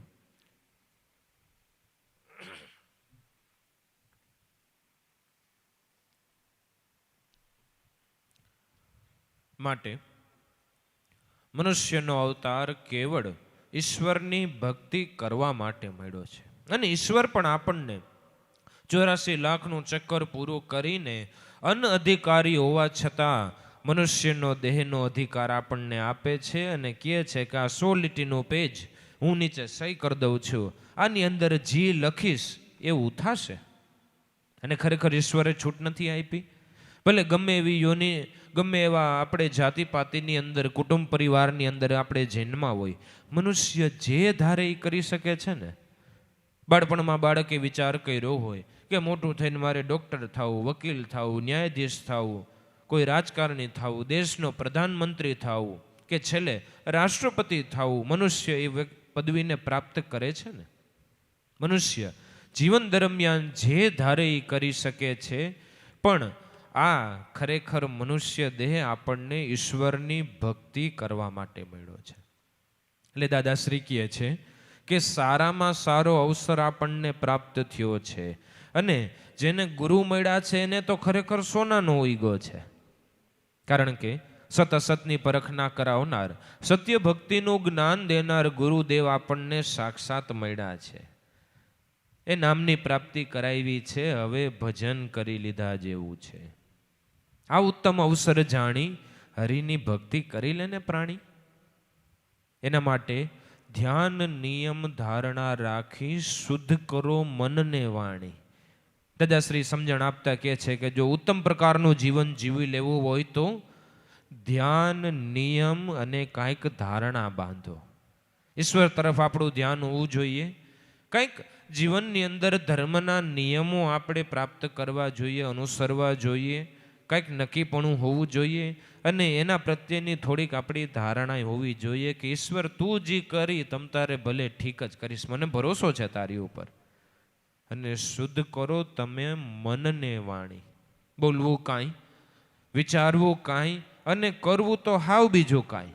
આવા જલેબીના ઘૂંચડા જેવા જો જીવન હોય તો કાંઈ ઈશ્વર મળે નહીં હો. ધ્યાન નિયમ ધારણા રાખી શુદ્ધ કરો મનને વાણી. વિવેક વિચાર ને વૈરાગ્ય સાથે સંત સેવા સુખ માણી. સંતની સેવા કરવી હોય, સંતનો સમાગમ કરવો હોય તો દાદાશ્રી કે જરાક વિવેક રાખવો જોઈએ. વિવેક શું રાખવો જોઈએ? ભક્તિ આપણે કરવી ને આપણા પરિવારને શું કામ ભોગવવું? મારે તો સત્સંગમાં જવું છે, ઘરના કામ ભલે અધૂરા રહી જતા, સત્સંગમાં મને કોઈ દી રોકવાનો નહીં. આ તમારો વિવેક ન કહેવાય, આ અવિવેક કહેવાય. વ્યવહાર કાર્યની અંદર, સંસારની અંદર બાધારૂપ થઈને ભક્તિ નથી કરવાની. બધાને હારે હારે હાલીને આપણે ભક્તિ કરવાની છે. મીન માર્ગ જેને કહેવાય કે સંસાર વ્યવહારના કાર્ય કરતા જાય, માછલું પાણીમાં હાલે તો પાણીને કઈ આડરૂપ થાય છે? પાણીમાંથી પોતાનો માર્ગ કરતું કરતું આગળ હાલ્યું જાય છે ને. એમ સંસાર વ્યવહારમાં આપણે ભલે રહેવાનું છે, પણ સાથોસાથ ભક્તિ બીજાને નડે ને એ રીતના વિવેક સભર કરવાની છે. વિવેક, વિચાર અને વૈરાગ્ય સાથે, સદવિચારોની સાથે ભક્તિ કરવાની છે. અને મુખ્ય તો વૈરાગ્ય સભર ભક્તિ કરવાની છે. અથાર્થિક ભક્ત નથી બનવાનો કે હું ભક્તિ કરું, સંત સમાગમ કરું અને હું 2 પાંદડે થઈ જાઉં, મારા છોકરા ભણતા નથી તો એ કામ થઈ જાય. કાંઈ આશા લઈને સંતની ભક્તિ કરવાની, પોતાની ઉપર દયા રાખીને, પોતાના આત્માની, પોતાના મનની ઉપર કરુણા રાખીને ભક્તિ કરવાની છે. દાદાશ્રીએ કીધું કે ભક્તિ કરો તમે ભલા ભાવથી. ભલો ભાવ કોના ઉપર રાખવાનો છે? કે તમારા મન ઉપર ભલો ભાવ રાખીને ભક્તિ કરવાની છે, કે આના ઉદ્ધાર માટે આપણે ભક્તિ કરવી છે. કોઈ લૌકિક કાર્યો સફળ થઈ જાય એના હાટુ કંઈ ભક્તિ કરવાની નથી. વિવેક, વિચાર, વૈરાગ્ય સાથે સંત સેવા સુખ માણી. આ બધા નિયમોને ધારણ કરી, આ બધી ધ્યાનને જીવનમાં ધારણ કરી અને સંતની સેવાનું સુખ માણી લીધા જેવું છે. અને પછી તમતારે આવ્યું તમને જો જ્ઞાન પ્રાપ્ત થયું હોય તો દાદાશ્રી કાંઈ અમે તમને સુખ ભોગવવાની ના નથી પાડતા. તમતારે ખા ખીલાવ મન ઉલ્લાસે, પણ હું પણ મનનું કાઢી. રશ્મિન બાપા કાયમ સત્સંગમાં આ વાત કરે છે, બધાને ખ્યાલ હશે કે તમતારે તમે ખાવો, પીવો, પહેરો, ઓઢો, હરો ફરો લેર કરો, તમને જરાય બંધનરૂપ કરતા નથી. તમે ભક્તિ માર્ગમાં હાલો છો એટલે તમારે સારું ખાવું નહીં ને સારું પીવું નહીં ને સારા કપડાં ન પહેરવા ને હરવું ફરવું નહીં, એની ના નથી. પણ સદગુરુ વચન ભૂલીને કાંઈ નથી કરવાનું. તમતારે તમે ખાવ ખીલાવો, મન ઉલ્લાસે, પણ હું પણ મનનું કાઢી. ભલે તમતારે તમને સંસાર પ્રત્યે આ સુખ પ્રાપ્ત થયું હોય, તમારા હૃદયની અંદર ભાવ હોય કે આપણે સુખ વૈભવો તમતારે આપણે ભોગવવા છે ને બીજાને આપણે ખા ખીલાવ કરવું છે, પણ દાદાશ્રી કહે છે મનનું અભિમાન રાખીને નથી કરવાનું. આ હું કરું છું, મારા થકી થાય છે, હું કરું તો આ બધા રોટલા ભેગા થાય, બાકી તો આ બધાનું હું થતું હોય, બિચારાને કાંઈ મળે નહીં, આ તો મારા થકી થાય છે. આવું અભિમાન ગ્રહીને કાંઈ કાર્ય નથી કરવું, કારણ કે આ અભિમાન તમને આ કર્મનું ફળ મળવા દેતું નથી. આપણને ખબર છે, તમે વેપારી લોકો છો કે તમને કોઈ રૂપિયા આપી જાય, તમે એકવાર જમા પાડો કે 2 વાર જમા પાડો? એક જ વાર જમા પડે ને. 2 વાર જમા પાડીએ તો એ પેઢી જ ઉઠી જાય ને. તો ઈશ્વરે પણ નક્કી કરાવી દીધું છે કે તમારે ક્યાં જમા કરવું એ તમારે નક્કી કરવાનું. અહીંયા જમા કરાવવું છે કે વાં જમા કરાવવું છે. આ તો ક્યાંય એવી રીતના 5 મિત્રો ભેગા થયા હોય, ક્યાંય હારે ઉભા રહ્યા હોય ને વાતું કરતા હોય એટલે કે ના આપણને એવું જરાય મનમાં નહીં. પણ હમણાં ગામના છોકરાઓને અમે બહુ સારી રીતના જમાડ્યા. કોઈ જો તમને ખબર છે બીજા બધા બટુક ભોજન કરાવે ને તે ગુંદી ગાંઠિયામાંથી પતાવી દે, પણ અમે કીધું ને એમને કરો, ચકાચક લાડવા બનાવ્યા છે, બિચારા કેદી ખાય. અને મને એમ થયું કે હવે મારે આ કરી જ નાખવું છે.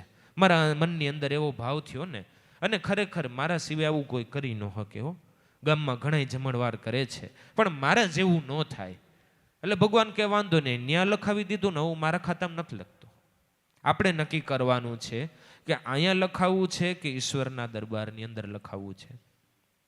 એટલે જ તો આપણા ગઈઢાઓ એક કહેવત કીધી છે કે આપણે ડાબા હાથે જો પુણ્ય કર્યું હોય ને તો જમણા હાથની ખબર ન પડવી જોઈએ. અદીઠ રહીને, ગુપ્ત રહીને આપણે દાન પુણ્ય જે કાંઈ પણ કરવું જોઈએ. તો ખા ખીલાવો મન ઉલ્લાસે, પણ હું પણ મનનું કાઢી. મનની અંદર અભિમાન રાખીને નહીં, પણ આ તો કુદરતે મને દીધું છે અને હું સામે ખાવાવાળું કુદરત જ નથી. જો આપણા ઘટની અંદર આત્મરૂપી ઈશ્વર બેઠો હોય તો ખાનારની અંદર કોણ બેઠો છે? આ તો એની દયાથી એને જ આપણે ખવડાવી રહ્યા છીએ. વચ્ચે ખાલી નિમિત્ત આપણને બનાવ્યા છે, એ એની દયા માનવાની છે, એનું અભિમાન કરવાનું નથી. અને ખરેખર એમ નથી. સંતો મહાપુરુષોએ કેટલા બધા કરોડો લોકોના તરણ તારણ બન્યા, પણ જીવનની અંદર ક્યારેય એનું અભિમાન કર્યું નથી. ગમે ત્યારે કાંઈ એવો પ્રસંગ બને તો તરત જ કહી દઈએ તો મારા ગુરુની દયાથી થાય છે, કાંઈ અમે આ કરતા હતા. પોતાની બાત બાકી કરી નાખે. આ સુરતની જ મોટી સભામાં લાભેશ્વરનાથે કીધું કે છોકરાઓ, એક દિવસ અમને ભૂલી જાજો, પણ તમને જે નામ ઓળખાયું છે ને એને ભૂલતા નહીં હો. આવી કહેવાની કોઈની જીગર હાલે નહીં. આ પછી વાતમાં કરવા માંડે, એ તો ભાઈ મને આવી દયા થઈ, મારી ઉપર દયા થઈ એટલે હું બોલતો થયો ને એટલે તમને બધાને જ્ઞાન થયું. આવી વાતો કરવાવાળા ઘણાય છે, પણ પોતાની બાદ બાકી કરી દે ને એવા તો કોઈ પુરુષો છે. કદાચ અમને ભૂલી જાજો, પણ તમને જે નિર્ગુણ સ્વરૂપ નામ બતાવ્યું છે એ અખંડ ગુરુ છે, એના શરણે તમે કાયમ રહેજો. અને પેલા જેમ કીધું ને, અહીંયા નો લખાવી વાં લખાઈ જાય. લાભુ દાદા અહીંયા નો લખાયું તો બધાના હૃદયની અંદર અત્યારે લખાઈ ગયું કે ન લખાઈ ગયું? તો ખા ખીલાવો મન ઉલ્લાસે, પણ હું પદ મનથી કાઢી, ભરી લે ભાતું દૂર દેશનું, નહીંતર હોત ખોવારી. દાદાશ્રીનો કહેવાનો સાચો અર્થ તો એ છે કે તમતારે આ આપણને જીવન મળ્યું છે તો સુખ વૈભવો તમતારે ભલે ભોગવો, પણ આ તમારા દૂર દેશનું કંઈક ભાતું ભેગું ભરી લ્યો. એ આપણે અહીંયાથી મુંબઈની સફરે નીકળવું હોય તો ભેગા આપણે થેપલા લઈ જાય છે કે નથી લઈ જતા? ચાની એક આપણે કેટલી ભેગી થર્મોસ લઈ લે છીએ, 2-3 બોટલ પાણી લઈ લે છીએ, ભેગું અથાણું નાખી લે છીએ કે કદાચ ચાલુ આગળ જતા ન મળે તો ઘરનું ભાતું ભેગું હોય તો ઉપાધિ નહીં. તેવી રીતના દાદાશ્રી કહે છે કે આગળની જે સફરે નીકળવું છે ને એની તૈયારી અત્યારે થોડીક કરી લીધા જેવી છે. અત્યારે જો સમરણ એના નામનું કરી લેશું તો આગળ જતા એ બહુ કામમાં આવવાનું છે. તો ખા ખીલાવો મન ઉલ્લાસે હું પદ મનથી કાઢી ભરી લે ભાતું દૂર દેશનું નહીતર હોત ખુવારી. એ આ સામાન્ય અત્યારે આ લૌકિક વ્યવહારની અંદર આપણને ખબર પડે છે કે અહીંયાથી ક્યાંક પરગામ જવું હોય, ત્યાં 5-15 દી રોકાવું હોય, જો હોટલનું બુકિંગ ન કર્યું હોય તો ક્યાંય આપણને કોઈ રહેવા દેતું નથી. ત્યાં જઈને આપણે હોટલે ધક્કા ખાધા કરી કે ભાઈ એક રાત રોકાવું છે, કંઈક રૂમની વ્યવસ્થા છે કે ભાઈને બધું બુક થઈ ગયું છે. તમને આજના જમાનામાં ખબર નથી, લોકો અત્યારે મોબાઈલથી બુકિંગ કરાવીને આવી જાય છે. પહેલેથી એડવાન્સમાં કરાવેલું હોય તો જ તમને અહીંયા રહેવા મળે, બાકી રહેવા મળે. એમ આવો ને આવો સ્વર્ગીય સુખો ધરાવતો મનુષ્યનો દેહ જોતો હોય તો એડવાન્સ બુકિંગ કરાવવું પડે. બાકી દેહ મળશે એની ના નહીં, દેહ બધે મળશે, પણ ક્યાંક શિંગડાવાળો મળશે, ક્યાંક પૂંછડાવાળો મળશે, ક્યાંક 4 પગવાળો મળશે, ક્યાંક પેટે ઢસડાતો મળશે, ક્યાંક હવામાં રહેવાવાળો મળશે, ક્યાંક પાણીમાં રહેવાવાળો મળશે, ક્યાંક જમીનની અંદર ભોની અંદર રહેવું પડશે. આવો જો સુંદર મજાનો મનુષ્ય દેહ જોતો હોય તો હરિની ભક્તિ કરી લીધા જેવી છે. સંસાર વ્યવહારમાં સાર સમજતો ભક્તિ દ્રઢ કર ભાઈ. સંસારનો સાર શું છે? આપણને એમ થાય કે સંસારની અંદર આપણે આ સુખ વૈભવોને ભોગવી લઈએ, ધનનો લાભ લઈ લઈએ, આપણા છોકરાઓ માટે આપણે થોડીક મૂડી મૂકતા જઈએ એટલે આ સંસારનો સાર, હવે આપણે આમાં ખાટી ગયા કહેવાય. પણ નહીં, ખરેખર સંસારનો સાર તો ભક્તિ રહેલી છે કે તમારા જીવનના કાર્યો પણ હાલ્યા જાય અને સાથે સાથે તમારું મન ભક્તિની અંદર ભજન કરતું પણ થાય. સંસારમાં રહી સાર સમજતો ભક્તિ દ્રઢ કર ભાઈ. દાદાશ્રી કહે છે કે બીજું બધું ભલે વ્યવહારના કાર્યો હાલતા પણ તમે ભક્તિને જીવનની અંદર દ્રઢ કરીને રાખો. પુણ્ય કર અકર્તા રહીને ઓર સમજ નહીં કાંઈ. દાદાશ્રી કહે છે કે તમે પુણ્ય કરો પણ અકર્તા રહીને કરો. પેલા જ જેમ કર્યું મનુષ્ય દેહે અભિમાન કરવા જેવું નથી, પણ મૂળ વાત તો એમ છે કે શ્વાસાથી તમે જે પુણ્ય કમાઈ રહ્યા છો એ અકર્તા રહીને કરો. નહીતર ઘણા એનું અભિમાન લઈને બેઠા હોય કે દરરોજ સવારના 4 વાગે ઉઠી અને 1 કલાક વાર હું સમરણ ભક્તિ કરું છું. એટલે આ કંઈ બીજા હાટું કરી છે? કોઈ એમ કીધું કે સવારના 7 વાગ્યા નથી ને દુકાને ભાઈડું પોગ્યો નથી. સવારના 7 વાગ્યાથી રાતના 10 વાગ્યા સુધી દુકાને હું હાજર ને હાજર હોય તો બધા કે કોઈના હાટું કરસ ભાઈ, તારા હાટું કરસ. તો એવી રીતના આ જે કંઈ પણ ભાવ ભક્તિ આપણે કરી રહ્યા છીએ આપણા માટે કરી રહ્યા છીએ. અકર્તા રહીને અભિમાન રહિત ભક્તિ કરવાની છે.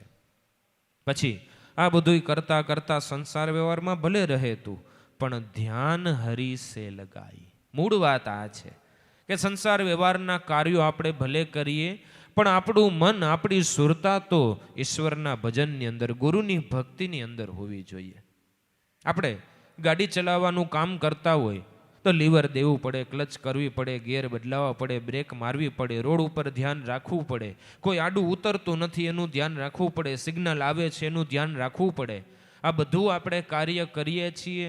એ સાથે સાથે મનની અંદર કંઈક વિચારી કરીએ છીએ કે ભાઈ આજે ફલાણા ભાઈને મળવાનું છે ને આ કામ બાકી છે ને લાઇટ બિલ ભરવું છે ને સાંજે ઘરે જઈને આ વાત કરવી છે ને ફલાણા ભાઈની ઘરે ચા પીવા જાવી છે ને આપણે હોન્ડા હલાવવાનું, બાઇક ચલાવવાનું કાર્ય કરીએ છીએ. સાથે સાથે આપણી સુરતા બીજા વિચારો, બીજા કાર્યો પણ કરે છે. દાદાશ્રી કે સંસાર વ્યવહારમાં ભલે રહે તો એની ના નથી, આપણે કાંઈ ફકડ થઈને ભક્તિ નથી કરવી, સંસારમાં રહીને ભક્તિ કરવી છે, પણ તમારું ધ્યાન હરી સે લગાઈ. દાસ લાભુ કે આ ભક્તિ વિવેકી આ અખંડ સુખને લીએ માણે. પહેલાં જ આપણે વાત કરી કે ભક્તિ કરવી છે પણ વિવેક સભર કરવી છે.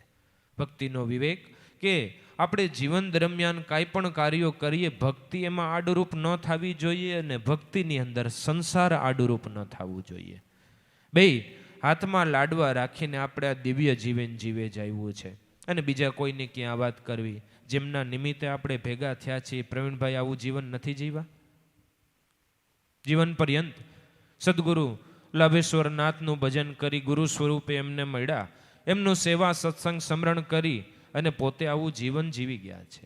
અને પોતે તો જીવી ગયા છે, કુટુંબ પરિવારમાં પણ પોતાની છાપ છોડતા ગયા છે, સત્સંગ મંડળની અંદર પણ છાપ છોડતા ગયા છે. અને ખરેખર આવા પુરુષો જે ભક્તિ કરી ગયા છે એનું કદાચ આવી રીતના થોડુંક વહેલું જવાનું થાય, ભલે કર્મનું બંધન છે, આપણે એમાં કંઈ બંધ નથી કરતા, પણ છતાંય આપણને થોડો ધ્રાસકો તો લાગે ને.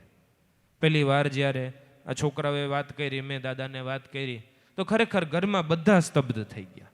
કારણ કે આવા ભક્તિમય ભક્તોની સંત હૃદયની અંદર પણ સ્થાન મળેલું હોય છે. અને ખરેખર જેને આપણે કંઈ વાતચીત કરીએ, મળીએ, હળીએ તો બધા એમ જ કે, અમારે ગોંડલ કાયમ એક સત્સંગી ભરતભાઈ મને કે 92-93ની અંદર અમે હાયરે સેવા કરતા. બીજા કોઈ ભાઈઓ કે હમણાં જે જન્મોત્સવની અંદર અમારી હારે છાસ પીરસતા હતા, આ અમારી હારે સેવામાં હતા, રસોડામાં અમારી હારે સેવામાં હતા. જીવન ખરેખર ભક્તિમય જીવવું એ આવા ભક્તો ઉપરથી આપણે નક્કી કરવાનું છે. શું એના જીવનની અંદર કંઈ ઊભું રહ્યું? શું એના છોકરાઓ અત્યારે કંઈ કામ ધંધા વગરના છે? શું એના છોકરાઓ અત્યારે વર્તા પડતા નથી? બધા જીવનના કાર્યો આબેહૂબ કર્યા અને ભક્તિ પણ કરતા ગયા. પોતે તો ભક્તિ કરી, જેમ પહેલાંના સમયની અંદર પોતે પોતાના બાળકો પુખ્ત વયના થાય એટલે કોઈ ઋષિમુનિના આશ્રમની અંદર મૂકી દે કે ભાઈ અહીંયા તમે એને સંસાર વ્યવહારના બધા પાઠે શીખવજો, હાર ભક્તિના પાઠે એને શીખવજો. એમ જ પોતાના ત્રણેય છોકરાઓને સદગુરુ લાભેશ્વરનાથના આશ્રમમાં નથી મૂકી ગયા. કાયમ આપણે જોતા હોય છે, છોકરાઓ સેવા સત્સંગ સ્મરણ કરતા હોય ત્યારે આપણને નક્કી થાય કે ભક્તિ અને ભક્તનું જીવન આવું હોવું જોઈએ. પોતે તો તૈરા, પણ કુળ કુટુંબની અંદર, સત્સંગ મંડળની અંદર, પોતાના આડોશ પાડોશ મિત્રની અંદર આવી કંઈક સુવાસ છોડતા જાય છે. તો ભલે કર્મ એ કરીને થોડું વહેલું જવાનું થયું છે, પણ એ બધું કર્માધીન છે. પણ આપણે એક વસ્તુ પાકી છે કે ક્યારેય આપણે ખોટમાં નથી. મને ભાઈ વાત કરતા હતા કે અંત સમય થોડો હતો ત્યારે એના માતા અને છોકરાઓ બધાય પાસે, એટલે એમના મમ્મીએ એમને પૂછેલું, પ્રવીણભાઈને, ધર્મપત્ની એમને, કે ભાઈ તમને દાદાની યાદી જ છે ને? કે દાદાની યાદી તો હોય જ ને. જેને જીવન સુધારી દીધું હોય એને અંત સમયે કદાચ ભગવાન કૃષ્ણએ કીધું ને કે કદાચ જો ભક્ત એવા કોઈ કારણસર મને ભૂલી જાય તો હું એને યાદ કરું છું, ને આવા ભક્તો તો એક પરિવારે એને છોડતા નથી. માટે ભલે કદાચ વહેલું જવાનું થયું, આપણને એવું લાગે છે, પણ આપણે જરાય ખોટમાં નથી, કારણ કે સદગુરુનું ભજન કરીને ગયા છે, પૂર્ણ ભક્તિ પામીને ગયા છે. હવે આપણે તો એના જીવનમાંથી પ્રેરણા લઈ અને આપણા જીવનને સફળ કરવાનું છે. પહેલાં જ મેં વાત કરી કે આવું કોઈ પણ સત્સંગનું કાર્ય કોઈ કરે, કોઈ ભજન બેસાડે, કોઈ કથા કીર્તન કરાવે, એ જનારા તો પોતાની ગતિએ ચાલ્યા ગયા છે, એ તો પોતાનું જીવનનું ભાતું ભરીને ગયા છે. એને પોતાના જીવનનું ભાતું ભક્તિ કરીને, સેવા સત્સંગ સ્મરણ કરીને ભરી લીધું છે. હવે આ બધી વાતો આપણા માટે છે. બે શિખામણ એના જીવનમાંથી આપણે લેવાની છે. આપણે હવે આપણું જીવન કેવી રીતના જીવવું, કેવી રીતના ભક્તિમાં પસાર કરવું, કેવી રીતના સેવા સત્સંગ સ્મરણી કરવી, એ આપણે નક્કી કરવાનું છે. માટે એનો જવાનો દુઃખ તો બધાને હોય, પણ એના સુખરૂપ, એના આનંદરૂપ આપણે બધાએ ખાલી સ્મરણાંજલિ આપવી. સ્મરણાંજલિ એટલે ખાલી છાપાની અંદર કંઈક બે સારા વાક્યો લખીને દઈ દઈએ એટલું નહીં, પણ સ્મરણ કરી પોતાને જે ઈષ્ટદેવ વાલા હોય એ આપણે પોતાની મનની અંદર શ્વાસોશ્વાસ મધ્યે એના નામના બે શ્વાસા આપણે લઈ લઈએ નામ ભરીને, એ ખરી સ્મરણાંજલિ છે. અને એ કરીએ તો એને શાંતિ અને આપણા મનને થોડીક શાંતિ મળે. બાકી જનારા તો પોતાની ગતિ પ્રમાણે વયા ગયા છે, એ તૂટીની બૂટી આપણને મળે નહીં. એ જનારો દેહ તો ચાલ્યો ગયો છે, એ દેહ મળે નહીં, પણ એના જીવનમાંથી આપણને થોડી શિખામણ, થોડા બોધપાઠ જરૂર મળે છે. તો એ જેમ પોતાના સદગુરુ દેવ લાભેશ્વરનાથને ભજીને ગયા છે, એની ભક્તિ કરીને ગયા છે, એમ આપણે પણ આપણું જીવન હવે વ્યતીત કરવાનું છે.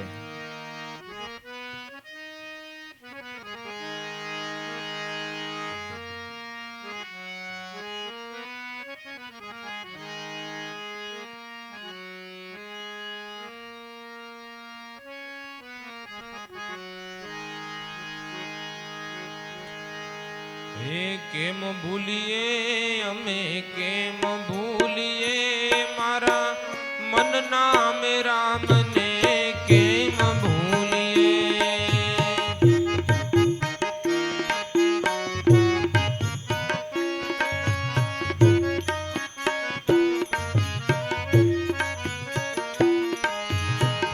જે નાથ કિયા દેહ જ ચાલે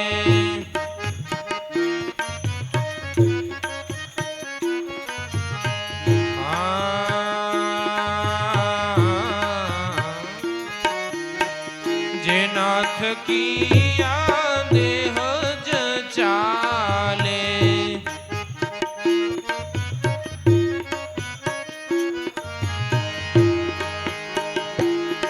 એ પાવ મેલીને અમે ક્યાં ફરીએ મનના મે રામને કેમ ભૂલીએ. પાવ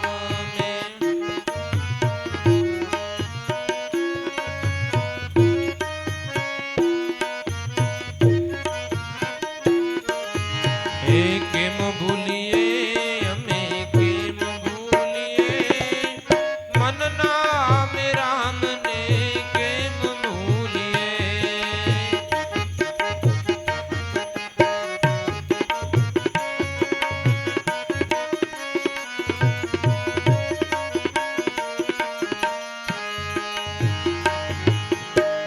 જે નાથ કિયા દેખાય સરવે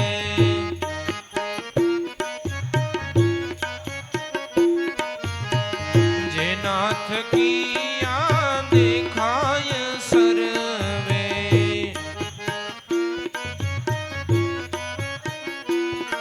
એ આંખ મેલીને અમે શું દેખીએ મનના મે રામને કેમ ભૂલીએ.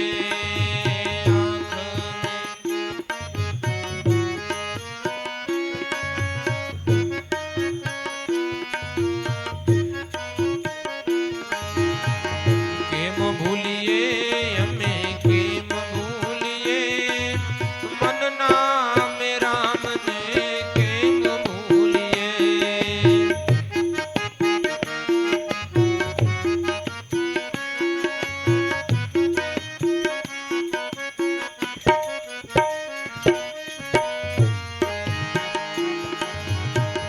જે નાથ કિયા પ્રાણ જ ચાલે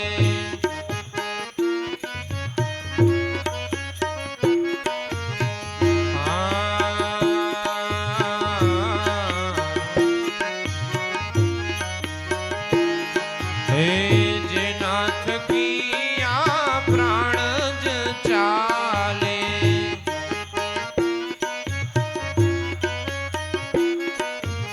એ પ્રાણના પ્રાણને કેમ ભૂલીએ મનના મે રામને કેમ ભૂલીએ.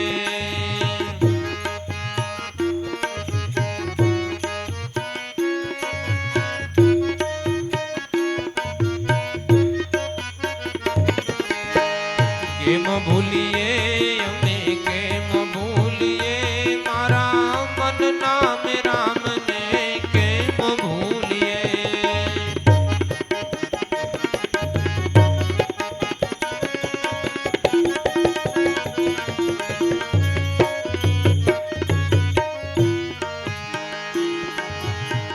આઠે પહોર હું જેના માં રહું છું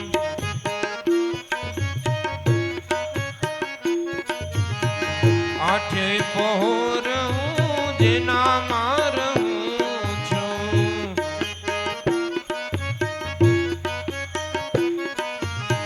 એ સ્વરૂપમાંથી ક્યાં જઈએ મનના મે રામને કેમ ભૂલીએ.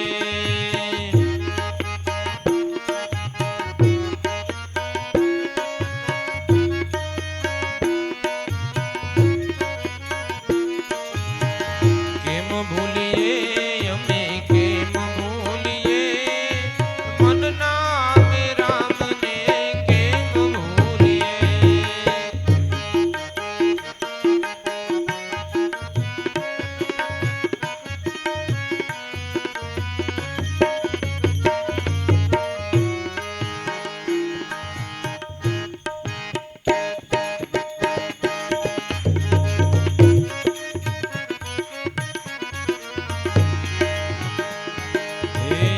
લાભુ કહે સોનાની લગડી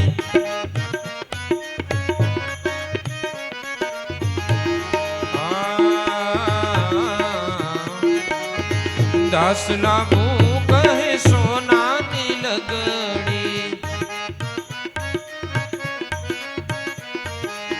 સોનું છોડીને તેને શું કહીએ મન નામ રામને કેમ ભૂલીએ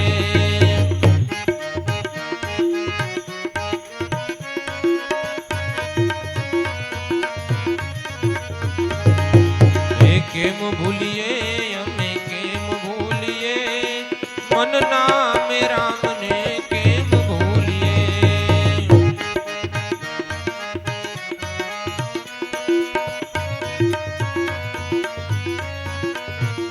મારા મન નામે રામને કેમ ભૂલીએ મારા મન નામે રામને કેમ ભૂલીએ સદગુરુદેવ